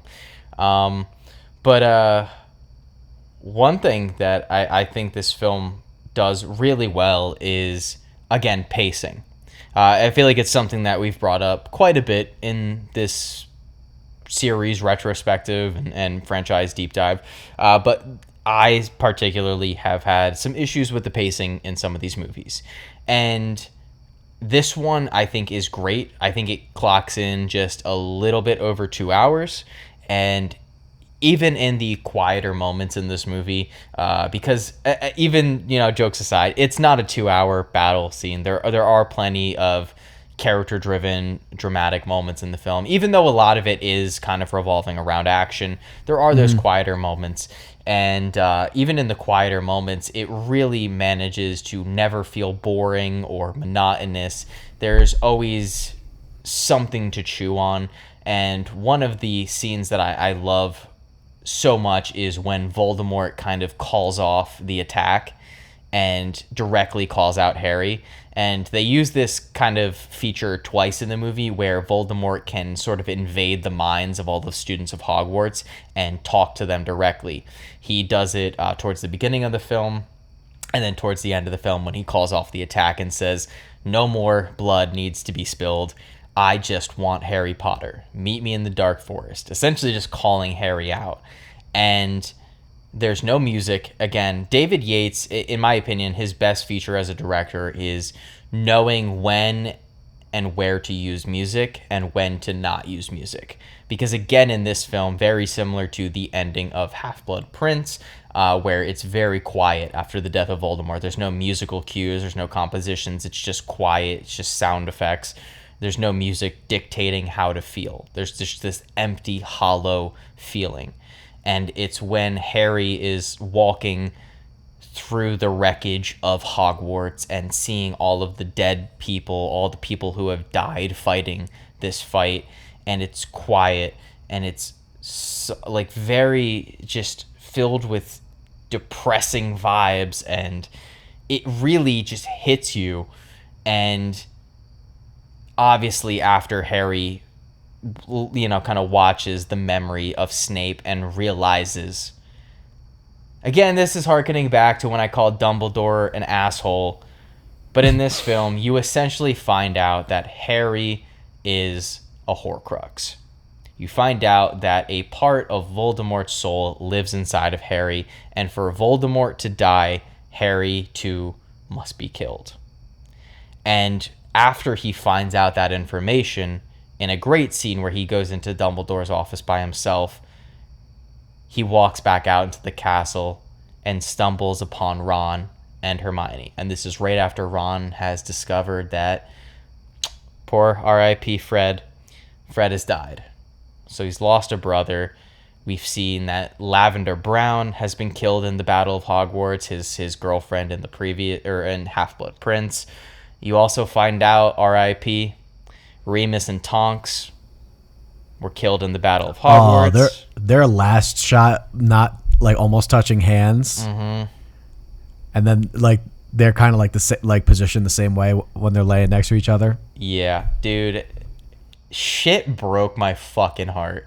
I love Remus's character. I even really liked Tonks. You know, I liked her little moments in Order of the Phoenix and Half-Blood Prince and whatnot. I really liked her character, and to just see both of them dead, and it's also after it's kind of been hinted at that they had a child together, and there's just so much sorrow and so much pain flooding these scenes.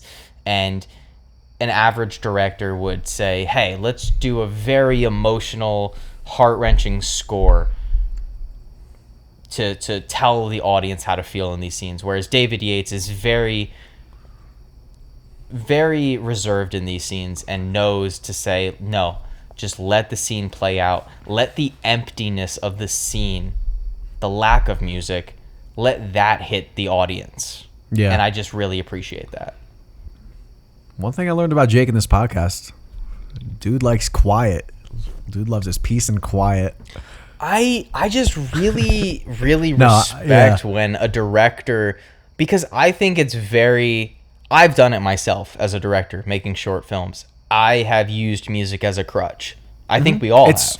Because it's trusting not only your direction, but trusting your actors, it's trusting your script to just take care of it for you. And yeah, I agree that like when he looks up to the camera and then it just goes to him like walking down, everything is so slow and just like you're just taking these deep, long breaths, and you know what he has to do, and it just takes its time, and it lets you take it in how you want to take it, which is only one way to take it. But yeah, I agree about the no music. I think it's a very, very good choice. I actually didn't really notice it in the moments that you talked about in Half-Blood Prince. I don't think I'm always in tune with it the way you are, with like when music plays, when it doesn't, when it should, when it shouldn't. But yeah, that goodbye that he has with Hermione. It's weird that he doesn't really have one with Ron. Like there's not even like a hug. I was thinking that. I was like, maybe if you're gonna die, like hug your best friend a little bit. But Harry just likes Hermione more. Like they're just better friends than him and Ron. Let's be real.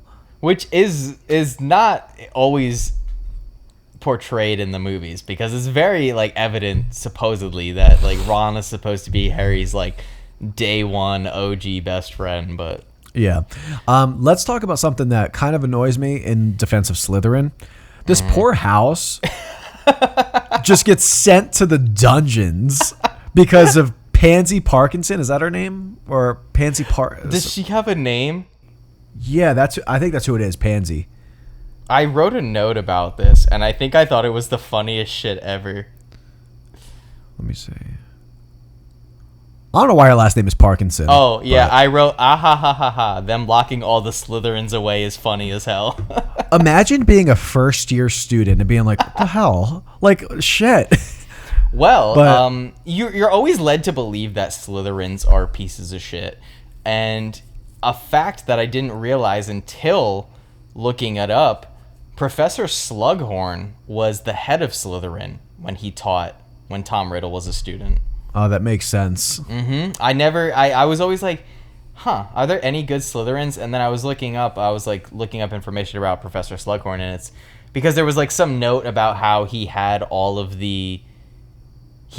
all of the blacks except, that sounded really weird, all of like Sirius Black's family. The black family. Except for Sirius Black. And someone made a note like, that's weird because Hogwarts has one teacher for every class.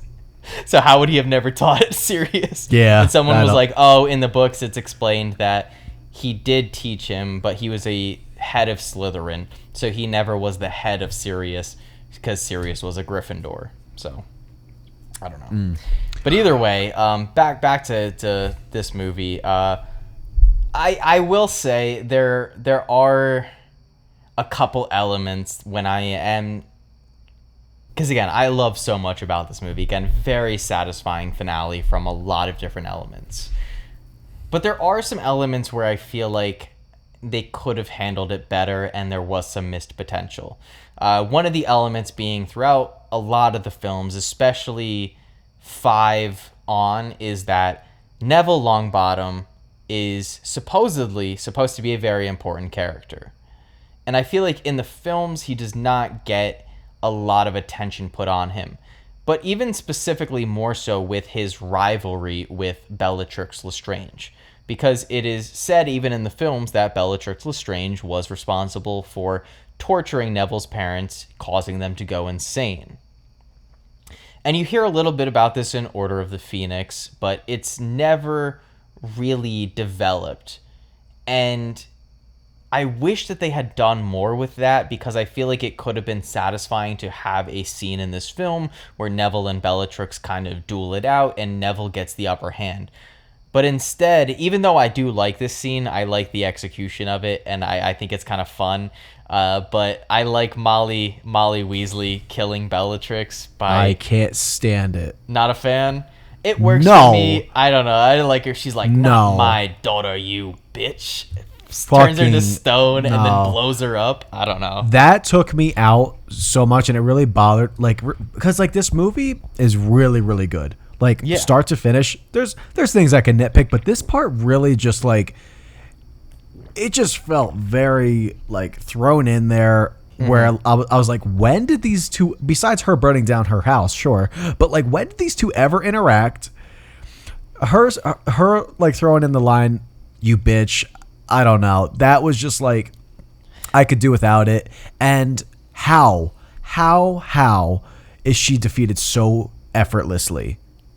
Seriously, this girl doesn't last 5 seconds against Molly somehow, but she's one of Voldemort's right hand assassins. Yeah, I do kind of I think it's... I just don't buy it. I think it's in Deathly Hallows Part 1, maybe, where Voldemort... because it's when they're having the meeting and Voldemort is like, Bellatrix, I love your bloodlust. But no, he's mine. I get to kill him. It's funny, because again, Bellatrix is just one of the best parts of all of these movies. She just she just deserved a better death, I think, too. That just wasn't a good death. And I again, that goes back to my issue where even J.K. Rowling, I wish that she had wrote it to where Neville gets his revenge for his parents by taking out Bellatrix. I think that just would have been a more satisfying payoff in a film that's really is full of a lot of payoffs. Again, we talked about Snape and how for most of these films he's seen as the bad guy, and he killed Dumbledore in Half-Blood Prince.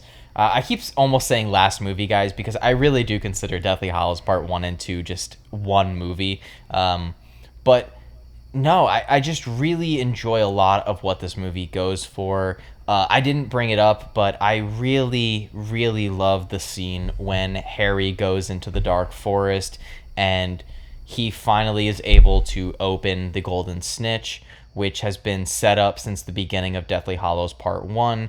And he's finally able to open the snitch, and inside of it is the Resurrection Stone.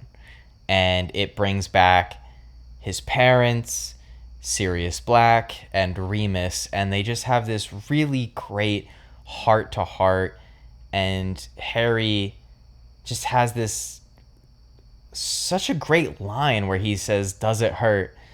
And Sirius and Gary Oldman does an amazing job with this line, just says, "It's easier than falling asleep." And it's just, it's such an excellent scene. I love him talking to his mom, and I love that Lily and Snape both have their last word is both always. I think that was a really nice touch that they put in there. Oh my God, I didn't even catch that. Yeah. Really heartfelt scene. Even with, I don't know why James got like the short end of the stick in that scene, because he's talking to like everyone but his dad. His dad says something to him, but he never like addresses James, which is weird.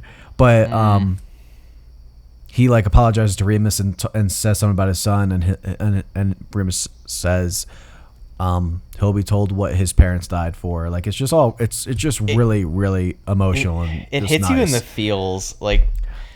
But I wanted to you get that room requirement scene where he saves Draco. I love that Draco just runs off like a little bitch. Like as soon as they leave the room, he just like runs. Like there's like nothing. He doesn't say anything or anything. I don't mind it, but I think it's funny. Yeah. But I have an issue with Draco in this movie, but I'll talk about it in a second. Continue. But that scene, I want to talk about music. After they destroy the diadem, Harry's like looking in to see where Voldemort is. That scene, again, we talked about Daniel's facial acting. I think he's so good in that. And when you have that like really that track that's playing, I forget what it is, but they sample the Hedwig theme very, very lightly in it, and it's just so nice. But I think he plays that scene very, very well. I just think in general, like even like aside from like the technical aspects and the music and the performances, from a pure writing standpoint, I know that I've shit on J.K. Rowling a lot, but I think for the sort of final task that your main character has to accomplish in a fantasy story, for them to accept their own death, I think that's just a really mature and interesting writing choice, and I think it separates itself a lot from other stories, to where I just appreciate a character. It's not some physical challenge or trial or tribulation. It's them literally having to acknowledge and accept the fact that they have to die, and it just makes the entire scene with Harry in the Dark Forest exceptional. And even down to just, there's like, again, just a quiet nature and a solitude to the scene where Harry walks into the lion's den, in a sense, where Voldemort and his Death Eaters are staying in the forest. And in every other scene, you know, where you see Avada Kedavra, there's like a little bit more of like a dramaticness to it, a weight to it. But in the way that it's portrayed in this scene, it's a very simple, just Avada Kedavra, and then boom, hard cut to white, and then you get that just. I talked a lot of shit on Dumbledore, and I have problems with his methods, but just the scene between Michael Gambon and Daniel Radcliffe at the train station, first off, from a visual standpoint, I think it looks excellent. Sure, they probably took a little bit from The Matrix 3, but that's fine. You know, where he wakes up in the train station. Oh yeah. Well, you know, we're all looping around here. We're seeing things unfold, but no, just a great scene with Harry and Dumbledore that I think is just excellent visually. Just the dialogue and the interaction they have, and I don't know, the idea that Harry can stay if he wants, but Dumbledore is like, you can stay, but do you really want to? I love all that. I'm not sure if you feel the I same. loved. Come on, you're talking to the guy that absolutely loves this film. Come on, you know how I feel about this movie. But I loved even seeing Hagrid. I don't know where the guy was all this time, but just his line, it's just so sad when he just says, Harry, what are you doing here? And he's just like, just having him see that Harry's about to die, and that like Hagrid's the one that like delivered him to the, like, I don't know. That was really nice to like have him in there. But I have a question about the Elder Wand. Can it kill its owner or not? It clearly can. But there was also something I read where it's like, I guess because Harry was willing to die, that's why it didn't change its allegiance to Voldemort. No, so I've looked into this because I've always wondered ever since reading this in the book and watching the movie when it came out, but I always wondered why Harry was able to survive. And apparently the reasoning is that because Harry was a Horcrux, Voldemort, when he casted Avada Kedavra, only killed the Horcrux part of Harry. So he was able to survive it because only the Horcrux part of his soul was killed. Or have the option to go back, because he was dead. Yeah, I guess, yeah. I know that part, that because he was linked by blood with Voldemort, that him being tethered to life from, because of that connection, that he has that ability to go back. But I'm talking about like even the end when like how Voldemort dies. He dies because Expelliarmus is like, it repels Avada Kedavra, and that's why Expelliarmus works like it. And it was talking about because his, like, the Elder Wand's allegiance was to Harry. It's not going to kill its owner, but I'm wondering if it's just because Harry was willing to die that it did. That's the only thing that confused me. Yeah, it does get a little muddied with all of the sort of elements of this film when you really kind of break it down. I think the film itself does a good job of kind of simplifying it. I do have one major issue when it comes to Voldemort's death, and it's one of the biggest changes from the book to film that, again, I don't want to harp too much on the translation, but I think this is a core element that really undercuts the importance of Voldemort's death, is that in the book, Voldemort dies and his body does not disintegrate. He just, he dies. Yeah. And it's an important part of the book because when Voldemort died the first time around, when he cast the spell on Harry, there was a lot of questions and a lot of concern about whether Voldemort actually died because there was no physical body. And in the book, it's explained that people were more certain about Dumbledore's death the second time around because there was a physical body there. There was a corpse. Whereas in the movie, he just disintegrates again. So it's kind of like, it's not that big of a detail, but it's one where I feel like it would have been impactful to have him. I get it's not as cinematic, like it's really cool, it's cinematic to have Voldemort sort of disintegrate into thin air. But when it comes to context of the story, I think maybe they should have just stuck with the book ending and had the actual corpse, because there would be more certainty around his death. But a lot of people do say that, but my question is, how the hell did Sirius have almost a very similar death? He got Avada Kedavra, and then he fell into the soul portal. I guess is that like, that's how Order dies. Yeah, he gets Avada Kedavra by Bellatrix, and then his body falls into the archway of souls, or whatever that was. Yeah, I guess.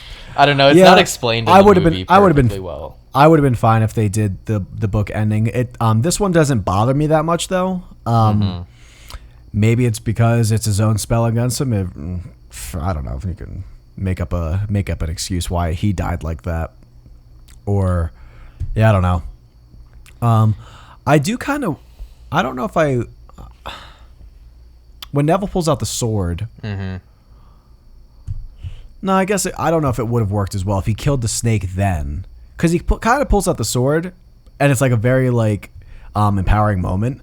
but then nothing happens. And then he gets fucking sent into flying into the school. So I do like Neville's payoff moment though, where there's a sort of great sequence where Hermione and Ron are kind of fighting Nagini, Voldemort's snake, which you are told is the final Horcrux, that it needs to be killed so Voldemort can die, and it's about to kill them, and Neville just sort of jumps out, cuts the snake's head off. And I know that in the books, supposedly, from what I recall of people saying, that Neville is much more prioritized and focused on in the books, because there's this like, I don't know if it's like a weird fan theory or if it's like actual concrete, that Neville is supposedly the real chosen one, because there is that weird sort of scene in the Snape flashback where Snape is sort of saying like Harry isn't the chosen one because it was supposed to be a child born at the end of whatever, and Harry was already born, or something like that, but it was a little bit unclear. Yeah, I read that too. I don't think that's a fan theory. I think that is, I think it's true that like Neville was supposed to be the chosen one, or both of them could have been the chosen one, but it was chosen that like.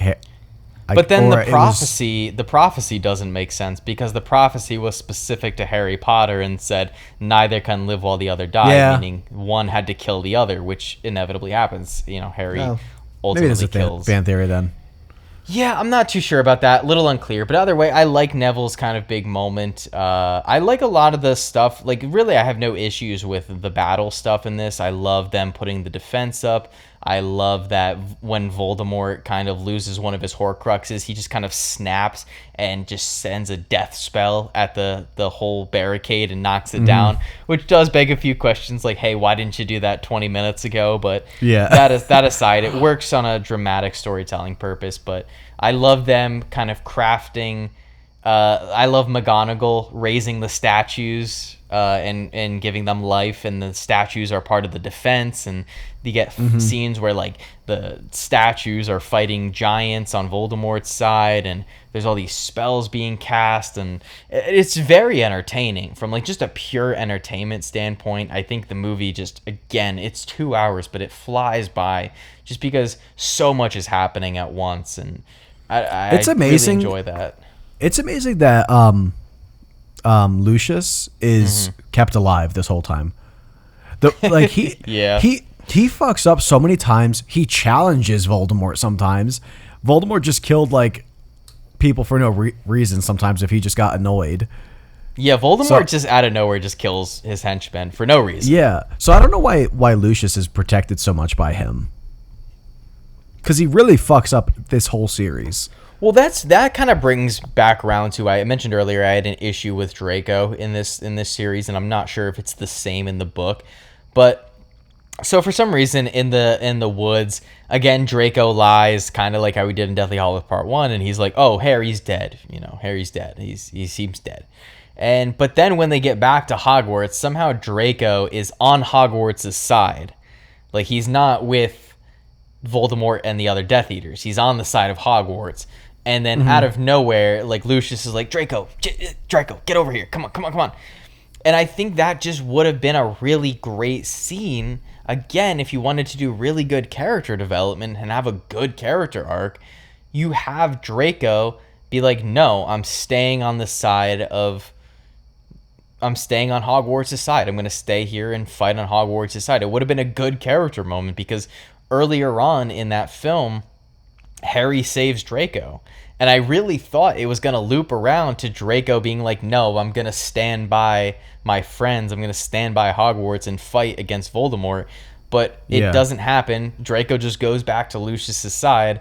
And then when the fight breaks out, weirdly enough, a bunch of Death Eaters just leave. They like leave the fight and leave Voldemort's side. And then also, instead of apparating, Draco, Lucius, and his mother, they all just kind of like run away. Yeah. Okay. So apparating. They say you can't apparate in Hogwarts, but they're doing it. So I don't understand what that means. Yeah, I do. Again, there's a lot of consistency issues with this franchise, and I think that just, I don't know if that's more of a movie problem or more of a film problem, but as movies, it's inconsistent. And I wish it was explained a little better. Yeah, because do you know the deleted scene with Draco at that part? No, I don't. Oh, yeah, so I'm trying to remember what it is. I'm trying to read about it real quick, but they did have him assist Harry in that part where he's, like, walking and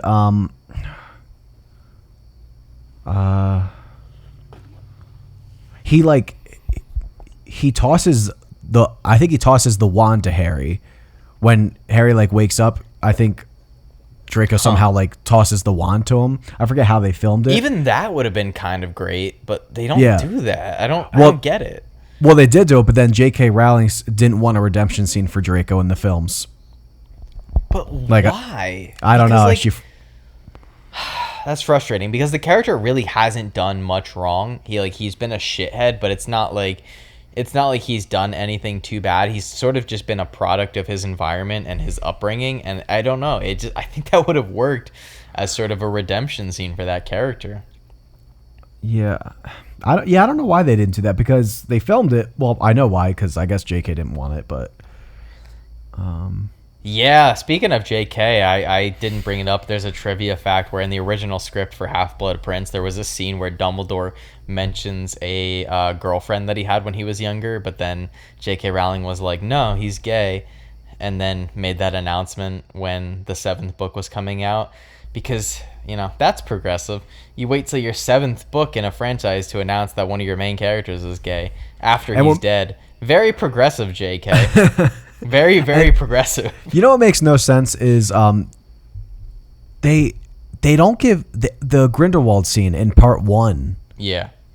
He just gives up Dumbledore just like that to Voldemort. But like I thought that was a poor choice cuz that gives like no redemption for Grindelwald at all. But it wasn't that supposed to be like the Fun fact, when Harry Potter and the Goblet of Fire came out, J.K. Rowling says that Grindelwald was dead at the time of these stories, but then decided to change that. She's bad at this. She's not good. No, but bringing it back to the movie, as a whole, it goes back and forth, because while I feel like this movie is incredibly satisfying in a lot of elements, there's a great sequence with Harry and Voldemort in this film when the battle happens after Harry is like, nah, I'm alive, bitches.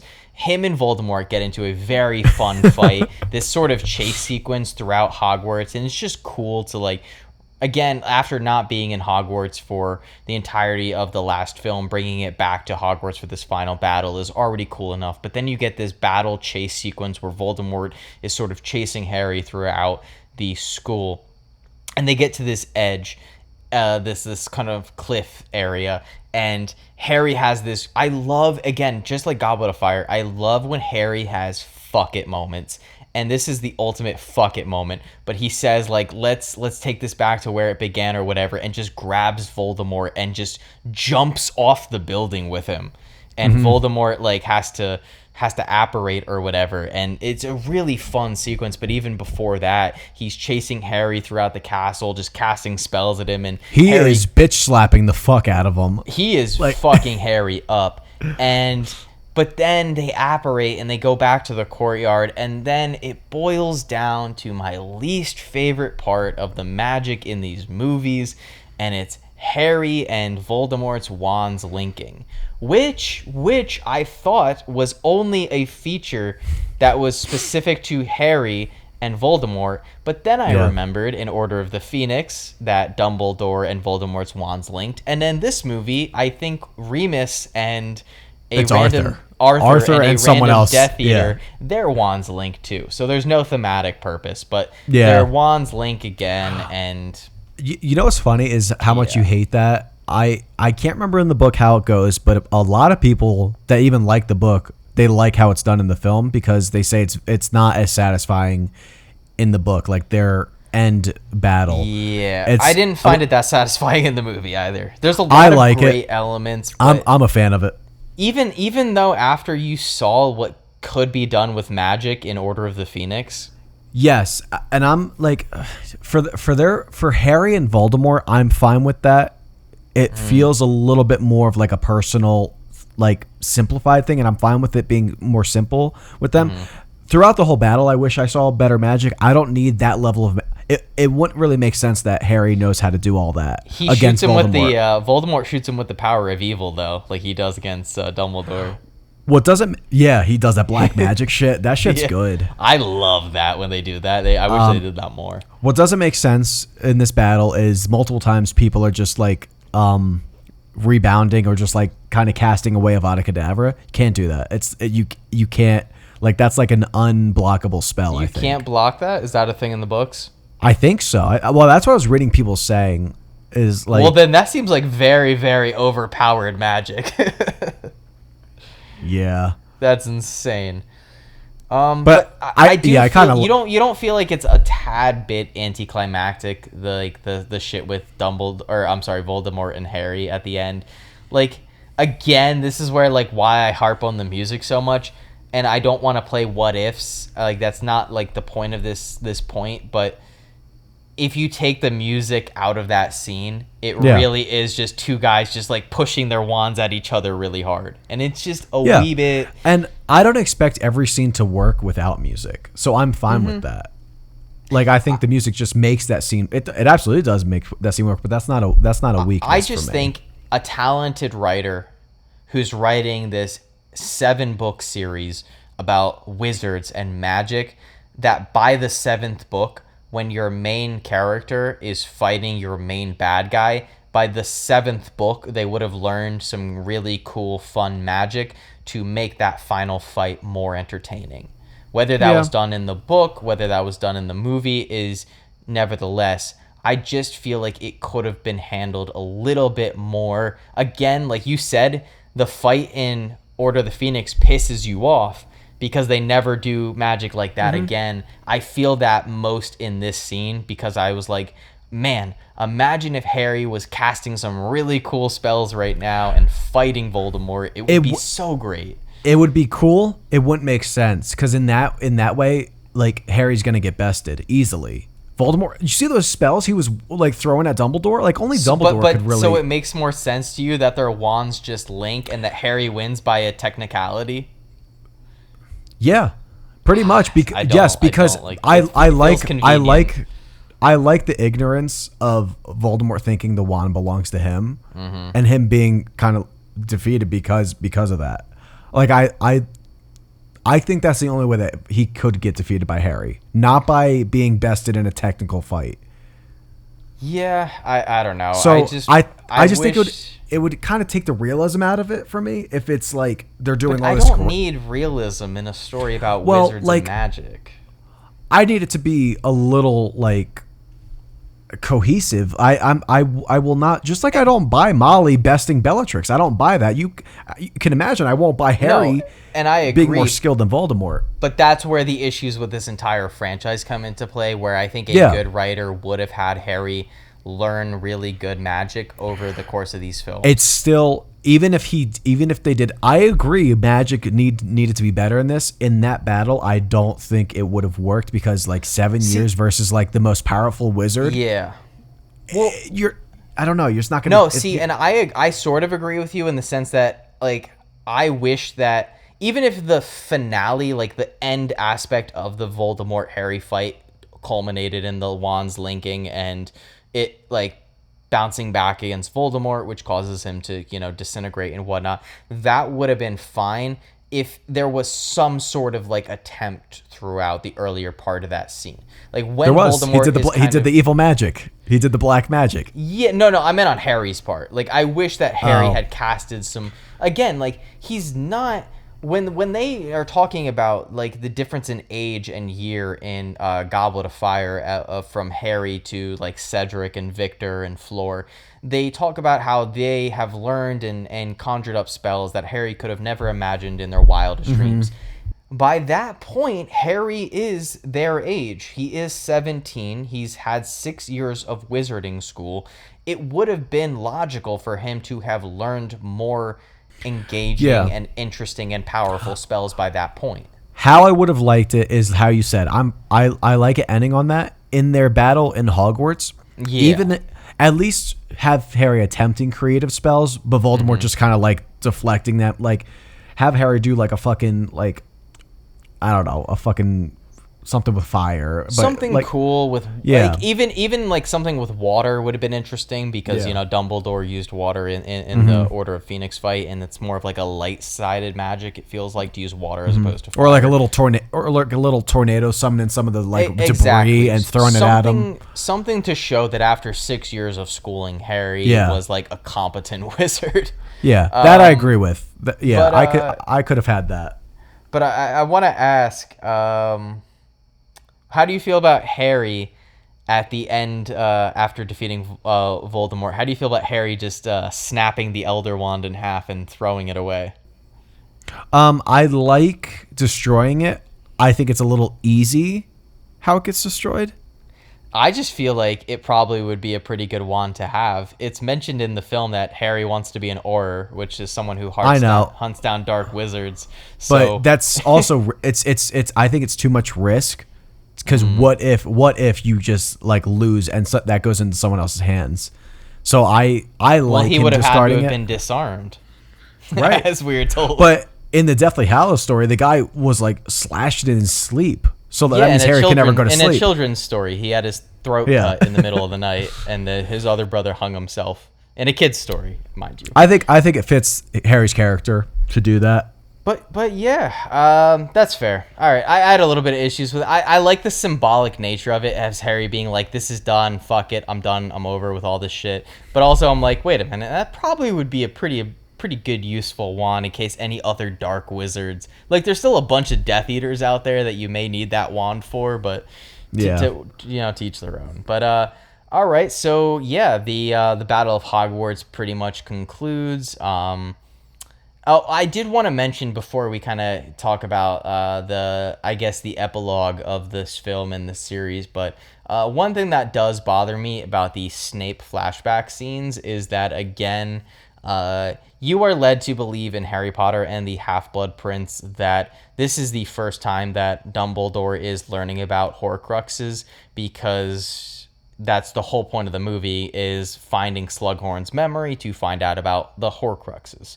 But in the flashback scene, it is shown that years prior, that Dumbledore knew about the Horcruxes and knew that Harry was one of them and that Harry would have to die at the appropriate time. So basically, Dumbledore this whole time knew about Horcruxes, even though in Half-Blood Prince it's pretty evident that this is the first time that he is learning about them. So what doesn't make sense to me in that flashback is in Half-Blood Prince, he says that he knew it was dark magic, like the ring or the he says the diary, but he didn't know it was a Horcrux. But in the flashback, before that term starts, before their 6 year starts, they're talking about it. Yeah.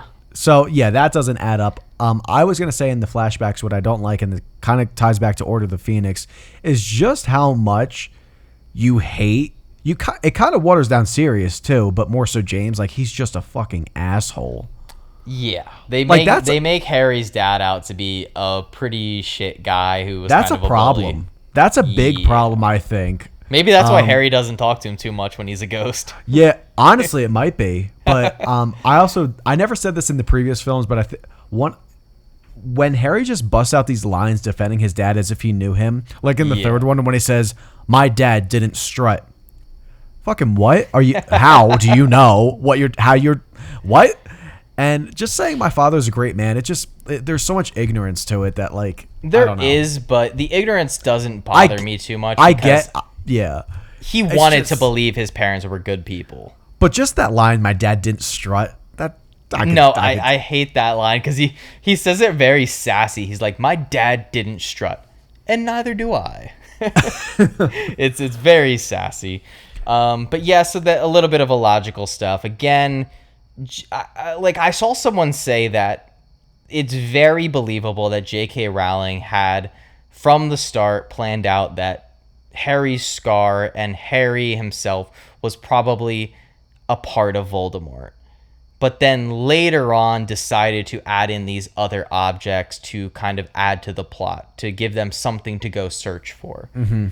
Which is fine, but she just won't admit to it, and she refuses to acknowledge that any of her stuff was not planned out, and she acts like she has no flaws. So, whatever.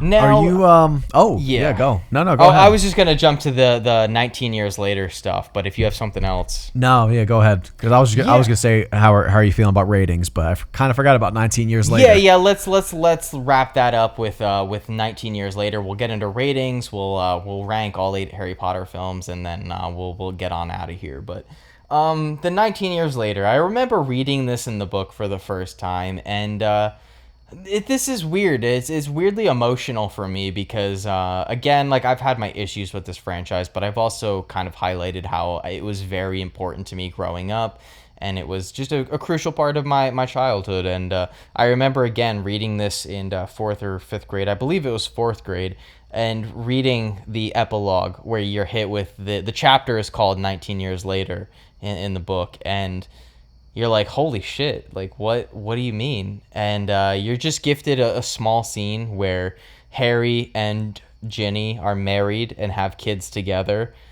They give their kids really stupid names, but that's neither here nor there. And then Ron and Hermione are married and also have kids, and they're just dropping off their kids at platform 9 3/4, setting them off on Hogwarts Express as they're ready to go into their first year of Hogwarts. And I don't know, it's, even as an adult, it's a very just emotional kind of full circle moments. I have my criticisms with these series, mostly just as films. From an emotional standpoint, like, it does hit. It hits me in the feels. I find it weird that they gave Ron a beer gut, but other than that... No, I like that. Ron really let himself go. Draco looks pretty bad. Draco also looks... They all have receding hairlines. Except Emma Watson. Emma Watson looks incredible. Yeah, she looks great. I guess they nailed it because she still does look good, but so does Harry and Ron and all that stuff. But no, yeah, I don't have too much to say to kind of close out the film. The 19 Years Later stuff, it feels like a nice full circle moment. I like when Harry talks to his son and kind of says, like, listen, like, some of the greatest wizards I knew were Slytherin, so don't worry, you're all set. And I don't know, the little chocolate frog jumping on the window as the kids go off, it's just very sentimental, and it hits all the emotional beats. Very satisfying. Yeah, I was again, didn't like seeing Ginny, but I'm very happy they kind of like cut her out of the last shot. That was nice. Yeah. No, it was good, like you said, satisfying conclusion. I'm surprised it hit you as much as it did, considering you really don't like the series as much as you used to. So it's nice that still kind of gets you. I still get hit with the nostalgia here and there. Yeah, I mean, I'm ready. I'm ready to rate these. One last question. Do you find it weird how similar Ginny looks to Harry's mom? I don't think they look similar. No, dude, they look really similar. I don't know. No. You'll see. Right. Yeah, maybe I'll rewatch the series. But yeah, overall, very, very satisfying finale. Shall we get into ratings? I think I was rating the odd ones of these. So start us off, Jake. Yep. All right, I'm gonna give. Wait, before you do, I would like to bump my rating down for order, if I may. I think I gave it like did I give it 7.8 or 7.7? You give it like a high 7, yeah. Yeah, I just want to bring it down to like a 7.6. That's it. He wants to bump it down 0.1, guys.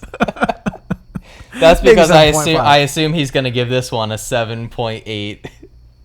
Don't worry about what I'm gonna give this one. All right. Well. Wait. Am I going first? Yeah, you are. All right. I'm gonna give Harry Potter and the Half-Blood Prince a 6.5 out of 10. I think. Whoa! Shocker. Is that high or low? So this is better than Order of the Phoenix for you? No, I gave Order of the Phoenix like a 7. No, you did not. You gave it a 6.3, I think. That's not true, did I? Yeah, because I was shocked. Is that true? Yeah, Oh, because you shit. gave Chamber a 6. All right. I gave no, Harry no, Potter keep- and the keep it that Half-Blood Prince a 6.2. Oh man. Wait, what did I actually give it on? I really should check my letterbox because I think I gave it an actual score, a 6.3. Okay, I'm gonna land at a 6.3. I think the last 30 minutes are great. I think this has some really nice shots. I just think the color grading is a little overbearing, but I think it was a 6. I think it was a 6.5. You gave Order. I do like Order more. I would prefer to watch Order over this one, but. Yeah, Half-Blood Prince. It's a fine movie. The sets are great. The performances are pretty solid. I like some of the new additions in terms of characters, and again, cinematography is really good. Last 30 minutes are spectacular. Some of the decisions by director David Yates are really good. Love the silence after Dumbledore's death. But yeah, 6.3 is right where I'm going to sit with that one. Cool. I'm gonna land Half-Blood Prince at a 7.8. I called it. I He knew did. it. He did. The second he said it, I know he likes this one more than Order. Yeah, I didn't highlight it enough, but I really do like the sequence when Harry is on the liquid luck. I think it's very, very funny when he makes the little the noise when he's like talking about Aragog, and he's when he's making the little click the noise. pinchers. I think that's funny. And then also when Slughorn says, I presume Aragog had a family, and Harry goes, oh yeah. And he's talking about all the kids from Chamber of Secrets. A lot of weird Chamber of Secrets callbacks. But yeah. Yeah, I wonder why. I don't know. But yeah, so I guess I'll kick off with Harry Potter and the Deathly Hallows. Oh no, I'll rate this one first. You want to go first? Oh, Yeah. I went first on the last one. What am I talking about? Yeah. Go for it. So I am landing this one at a 7.4. I like that. I like it. All right. I like it. I'm gonna give Deathly Hallows. He looked a Part little 1. speechless. I'm gonna give Deathly Hallows Part 1 a 7.5 out of 10. Wow. This movie is so fun. It's honestly, it hits you in the emotional beats the way that you want to. It's fun. It's exciting. My biggest issue is not just the color grading in Half-Blood Prince. It's honestly that nothing happens in that movie until the last 30 minutes. Whereas like right from the start of Deathly Hallows Part 1, shit happens, and it's very exciting. It's very fun. I see why Harry Potter fans don't love it as much, but as a film, very exciting. If you knew Jake, guys, I am extremely shocked that he went a whole point higher than Order. This guy used to love Order of the Phoenix. I did. Dude, Deathly Hallows Part 1 slaps. It's good. A 7.5 to your 6.5? That's... Yeah. Wow. Honestly, I was shocked at how much I enjoyed it this time around. After Half-Blood Prince, I was like, I am so ready for this shit to be over. And then I watched Deathly Hallows Part 1, and I'm like, all right, fuck it, I'm in. All right. Yeah, so am I starting Deathly Hallows Part 2? Yep. Yeah, all right. This one, I think I wrote in my letterbox that you can't really ask for much more in a finale. I definitely, as a pretentious film buff, I definitely have issues with this as a film. Probably could have had better cinematography, maybe a little bit better blocking and whatnot. But as just an entertaining climax to an 8-film franchise, there's not much more I would change about the story in this movie. Very satisfying. Again, that's like satisfying is the word I would use to describe this movie. I felt very full after the end of it, and a little sad. Not that I don't have to watch any more Harry Potter movies, because I was pretty excited about that, but just it's the end of the story. It's the end, and you are, for better or worse, as many issues as I had in this franchise when it comes to individual films, as a whole, you get really engrossed in the world and the characters, and to see it end, you're just it's bittersweet. But I'm going to give Deathly Hallows Part 2 a very clean 8 out of 10. I don't think it is as well made as Prisoner of Azkaban, but it is very satisfying. Yeah, this guy gave almost a whole point higher for Prisoner of Azkaban. That's bullshit. No, I think Prisoner of Azkaban is objectively the best made film in this franchise. Whatever. Deathly Hallows Part 2 gets an 8.4 from me. Highest one of the series. Oh, that's your favorite then. This has been my favorite since a long time. Now, I wanna ask you a quick question. I know it's all right. So on like obviously an emotional level, it's your favorite. Do you think it's a better movie than Prisoner? Yes. Interesting. Okay. Yes. And that's mainly because, I think if I remember correctly, I gave Prisoner an 8.3. These two films as films are very on par with each other. Where I think this is elevated above is I think you have all the characters you had from the third one, but you have more and they're really good. Like you have Ray Fiennes in this, which really adds a lot to this. You have Bellatrix and I cannot like shy away from the fact that everyone is just a better actor in this movie. The third one is still where they're kind of rough. Where I think Prisoner is better is its more technical side. I think I think its direction and cinematography are better than this. I think there's a lot of creative stuff it does, and it gets a lot of points for kind of like being the originator of that. But yeah, this one just kind of I think hits the marks a little better for me. No, that's entirely fair. I definitely think on like an emotional level, it hits all those beats. But yeah, before we kind of send off and recommend our next franchise that we are delving into, I thought it'd be fun to just kind of first I want to rank all 8 of the films. If you have your list, I'll go first, but I have my 8 to 1. And then I just want to ask you to give you a little second to think about it, but your favorite scene in the franchise. If you can pick one that is like, if you had to show anybody who's never experienced Harry Potter, like this is the scene that like means the most to me. I'll start off with my ranking list. I'm gonna start off at number 8 with Harry Potter and the Goblet of Fire. This is the one that I definitely think is the worst made, and I have the least amount of fun with. Harry Potter and the Chamber of Secrets comes in at number 7, where I think this film has a lot of great stuff in the production design, and it introduces some more creepier elements to the first film. I really, and Josh is going to hate me for it, but I really think the length of this film hurts it. I think if it was about 20 minutes shorter and kind of focused a little bit better, kind of divulged the information of the Chamber of Secrets a little bit more sporadically, it would have been a better film.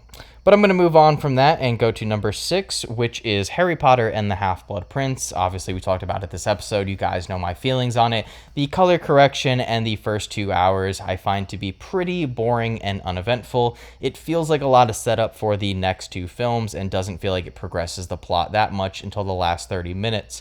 Moving on from that, I'm going to go at Harry Potter and the Order of Phoenix at number 5. Again, I think this is half a good movie. I think the second half is a lot more entertaining than the first. But, a compelling villain and a satisfying final climax with a pretty significant character death that definitely, for at least me, hits you in the emotional feels. Moving on from that, and number 4, I'm going to put Harry Potter and the Sorcerer's Stone. Easily the most nostalgic for me, hits me in the emotional feels the most, makes me feel like a kid again. A lot of great production design. I like that warm, childlike, whimsical feel that the direction, cinematography, and production design offer you. And obviously, the first time you experience that John Williams score is truly magical. Some dated effects, but overall a pretty great film. At number 3, I am putting Harry Potter and the Deathly Hallows Part 1. Again, guys, this movie fucking slaps. I had such a good time with this movie. It's fun, it's entertaining, it's different than all other previous 6 movies, and it gets rid of that really gross color grading from Half-Blood Prince and actually looks like a normal movie, which I really appreciate. Coming in at number 2, Deathly Hallows Part 2. Obviously a super satisfying finale that I really enjoy. I have very minimal issues with, other than a couple direction and cinematography choices. But other than that, it is a very good, satisfying film. A lot of great closure to a lot of the stories and plot points set up throughout the franchise. Some maybe illogical points that maybe muddy up the story as a whole, but overall, very entertaining. And coming in at number 1, of course, you know it, I've been glazing this movie since we talked about it. Harry Potter and the Prisoner of Azkaban, Alfonso Cuarón, chef's kiss. It is a magnificent film, the only one in the franchise to this day that I will put on at random just to experience the film all over again. Amazing performances, great production and set design, and the best cinematography. Fuck you, Oscars. The best cinematography in the entire franchise. It is gorgeous, eye candy galore. I love it. Thematic, relevant, amazing chef's kiss. Number 1. That is my ranking. Well, I didn't know we were doing a whole recap on each. I didn't mean to, movie. but I fucking nailed that. Wait, did you talk? Do you want to wait till I do my favorite scene? I'll do it after my rankings, Do your I guess. ranking, and then we'll talk about our favorite scene. Cool. All right, guys. At number 8, and I will highlight that this is the only one in the 6s for me, Goblet of Fire. Pretty amazing considering I used to have this one, I think, on the top half of the movies. And rewatching it, it was kind of heartbreaking to realize that this film just has a lot of weak points. And I think that's really because of the director. Just kind of like an unwillingness to understand the source material. I think it really sacrificed this just not feeling like the characters we know. Number 7, I'm sad to say, because I love the rest of these films. I just love. Sorcerer's Stone is number 7 for me. Yeah, number 7, and that one is very close to the next one. But this one, listen. I know they're kids, but everyone's at their weakest here. I think there's just some scenes that we highlighted before that really are some of my least favorite in the series, like the chess scene. I mean, that scene just is weak, and just stuff like that. I don't know. Something had to be at the bottom, and I think it's more of a fact that like other films, I just think do better things than this one. But set design is great, and goes into my 6th one, Chamber of Secrets. This one feels very on par to the first one. We've cited that this one is pretty much a mirror image of the first one. I think it has some darker themes which help it. I know it can be long for a lot of people, which I think sometimes I can see. However, everyone's improved as an actor. I think there's some more interesting things they put in the plot. Set design is amazing, which it is in the first one, but I think it's a little bit better in the second one. Number 5 is Deathly Hallows Part 1. Very big improvement considering this was at the bottom for me. Not just a setup movie, but everyone is substantially improved as an actor, and it's really nice to see, especially Daniel Radcliffe. I love seeing him in this movie, and just so many good scenes, just intimate scenes, and honestly, a big shock when I realized this movie had a lot of like engaging moments too, in terms of just entertainment value. Oh yeah. So very pleased to see this right under the next one, which is Order of the Phoenix at number 4. This one also used to be at the bottom for me. I didn't really care for this one when I first saw it. I know that this one can feel slow, and sometimes it does. I think it montages itself a little nicer than some of the other ones where you kind of get a better glimpse of like where you are in the school year. Has a good addition to like someone you just cannot stand as a villain. Umbridge is a nice addition to this series. A little different of what we've seen before. And just an amazing sequence at like the last half hour of it just really does boost it. But another, like, I mean, 4, I think we've talked about Daniel Radcliffe really improving, but this one I think I even noticed a bigger difference from 4. Oh, yeah. And I'm glad they brought Sirius back a little bit more in this one, from the 4th one. So get a lot of nice stuff with them too, kind of developing their relationship. Makes the stakes a little higher. Number 3 is Half-Blood Prince. This movie just, it looks wonderful in every way. I think there's a lot of great visual storytelling. I didn't cite this before, but there's a really nice shot of Draco when he's going to the room requirement, and it's just a very wide angle, and you just see all of this ceiling above him, really just telling you how much is weighing on this guy. And there's a lot of moments like that in this movie that I think are just a nice touch. But there are some things that I really wish were out of this movie, like all the Ginny stuff we talked about, and I could do with some of the teenage romance stuff. I know the reasoning for it, and some of it would be fine if they just did it a little bit more lighter.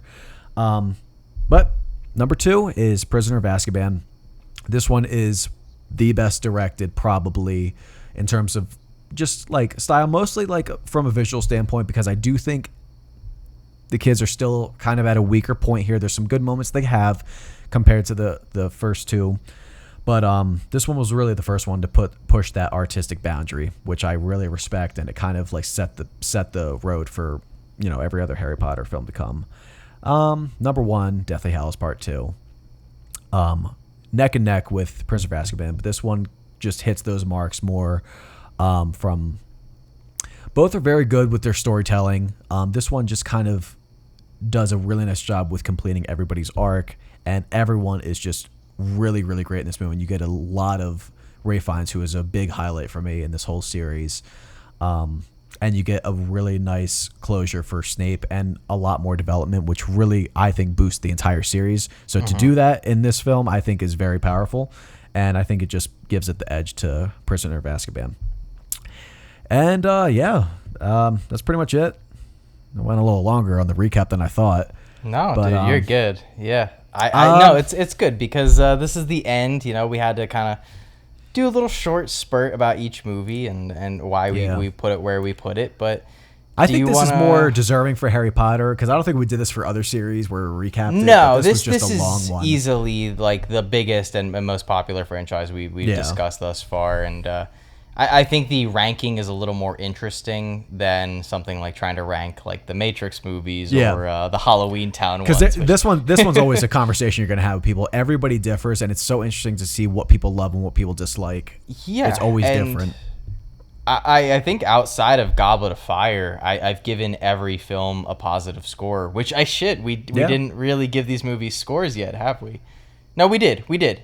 Yeah. I'm misremembering. No, we did give these movies scores, right? a lot of information, folks. But I guess I'll kick off with my favorite scene, and I'm glad that we are kind of ending on this because I really didn't get to talk about it in Prisoner of Azkaban, and after that sort of recording, I was kicking myself for not discussing it. But as much as I love the shrieking sack, I did it twice. As much as I love the... Can I guess? Can I guess what it might be? Yeah. Is it the scene where Sirius and Harry are talking and he invites him to live with him? No, it is not. Okay, all right. It is not. And it's going to sound stupid, but it's just always a scene that there's not even a lot of emotional, or thematic relevance to it, but it's the Buckbeak scene in Prisoner of Azkaban. Really? I love that scene when Harry hops on the back of Buckbeak and it just takes off. And we didn't really talk about the music that much in that movie, but the Buckbeak theme that John Williams orchestrates and the way that it just swells as Harry is flying around on this creature, and there's this beautiful, gorgeous little moment where they're flying over the lake around Hogwarts and Buckbeak just dips its little That's talon nice. Yeah. in the water, and it's just wonderful, and Harry just lets go, and it's one of the first times in the series that Harry just lets loose and has this moment of freedom and joy, and those moments are very few and far between in this franchise, and it just feels so pure. Whereas a scene like when he catches the snitch is like this grand moment. Oh, he caught the snitch and everybody's cheering his name on. This is such a private and personal moment that it just always hits me, and I love it. But that is my favorite scene. Whenever you see ads or that they're doing like a Harry Potter series on TV, and they're doing like a little montage, they always show that as like part of the montage. Of course, why wouldn't you? It's just glorious. I love it. But I'd love to hear about your... He just likes seeing Hogwarts in that aerial view. That's why. I just love the whole Buckbeak flight scene. It's just wonderful. It's just delightful. I'm shocked that's your favorite scene in the whole series. Yeah, it's my favorite movie, and it's maybe not the best acting or the best performance or even the best cinematography, but it's just one that has always stuck out in my memory as being just really emotionally resonant. I don't know. All right, fun. I kind of settled on one, and it's one we did talk about, but I think it has just every level that you can ask for from this series. Is the cave scene. If I were to, I don't know if I'd show that to someone as the first scene, but that scene just sticks out to me as these are two characters at their best. I mean, Harry has some better moments in like the series, but Dumbledore at his best. I like how this scene is filmed and how it looks. I kind of like the monochrome black and white ish look. There's like a little tint, but it's mostly like black and white. It has such good atmosphere. It has these like really like creepy moments too. But combined with the music that's in there, just like that new track. It's a new track we haven't heard in the series. It just felt very fresh. It felt very different. We're not in like a familiar place at all. This one just always hits every time it comes on. So yeah, that's probably my scene in the whole series. I would disagree with you on the whole like not showing it to someone. If I was gonna be like, yo, look at a badass, amazing scene from Harry Potter, I would definitely show that scene. No, I think that just gives too much away without seeing the series. It doesn't. They could be like, oh, why are they in the cave and what's going on? I don't know. I love that scene. It's so good. It's so good from start to finish. Even we didn't really mention it, but like the subtleties in the early parts of that scene where they like Harry's just like pulling the chain as like the little boat comes towards them, and it's so great. Honestly, the last I would have given that movie like a 5 out of 10 if it wasn't for the last like 30 minutes. It's just honestly so wonderful. But yeah, guys, that is it for the Harry Potter series. I hope you guys enjoyed listening, and I know we went a little long on some of these episodes, and I hope you guys didn't mind that too much. I'm definitely going to try to cut them down in editing, so it may not be as bad, but as it stands, we definitely rambled on maybe a little too much, but I did want to highlight one kind of thing. I just feel like there's a lot to say about these movies, and we both obviously had a lot of opinions about these films and a lot of history with them, which I think added on to it. But yeah, the series ran from 2001 to 2011, so 8 films in a 10-year span, and all of them being at least adequate or average is incredibly impressive. The series' total runtime came down to 1,179 minutes. Over the 8 total films, they cost about $1.2 billion to make across 8 Harry Potter films. However, the 8 films at the total global box office made $7.7 billion. So, wait, did you talk about Deathly Hallows Part 2? Did you talk about the budget and box office on that? So I was a little confused at that because when I looked up the budget for Deathly Hallows Part 1, it said that it shared a budget with Deathly Hallows Part 2. Oh. So I was a little unclear at how much it made at the box office and how much it cost. I definitely think the second film crossed the $1 billion mark, and I think still to this day is one of the highest grossing films of all time.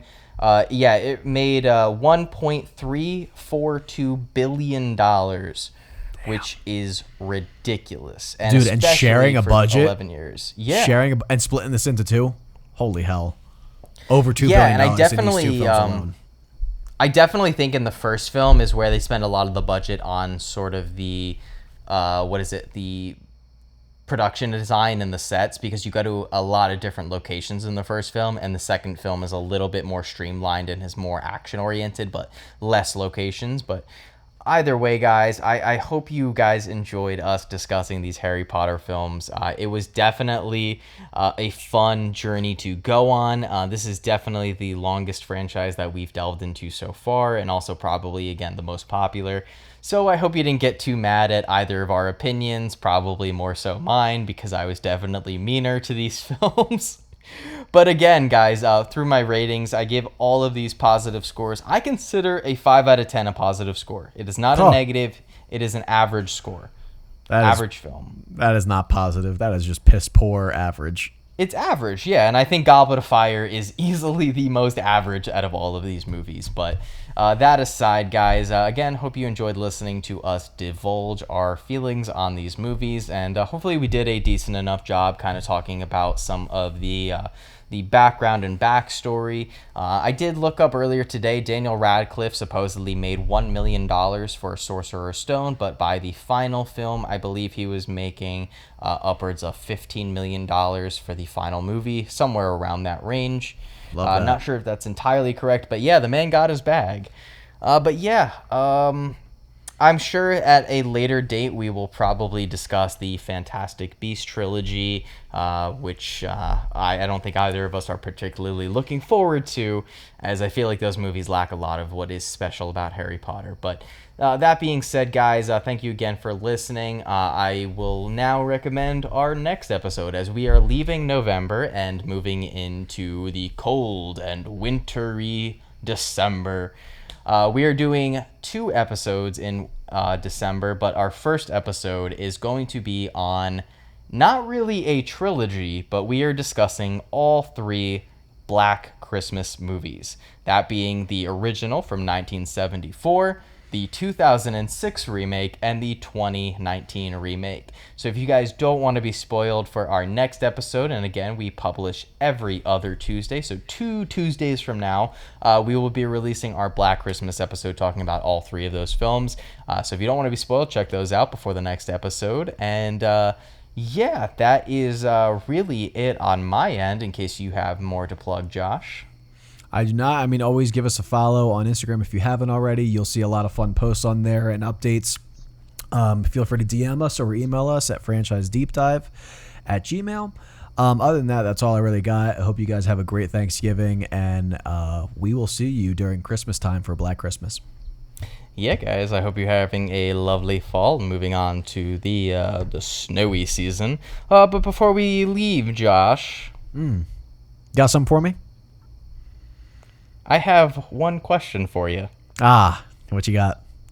Where do polar bears keep their money? What? Where? In a snowbank. God. All right, guys. Thank you for listening to another episode of Franchise Deep Dive, and we will see you on the next episode. Goodbye. Later, guys.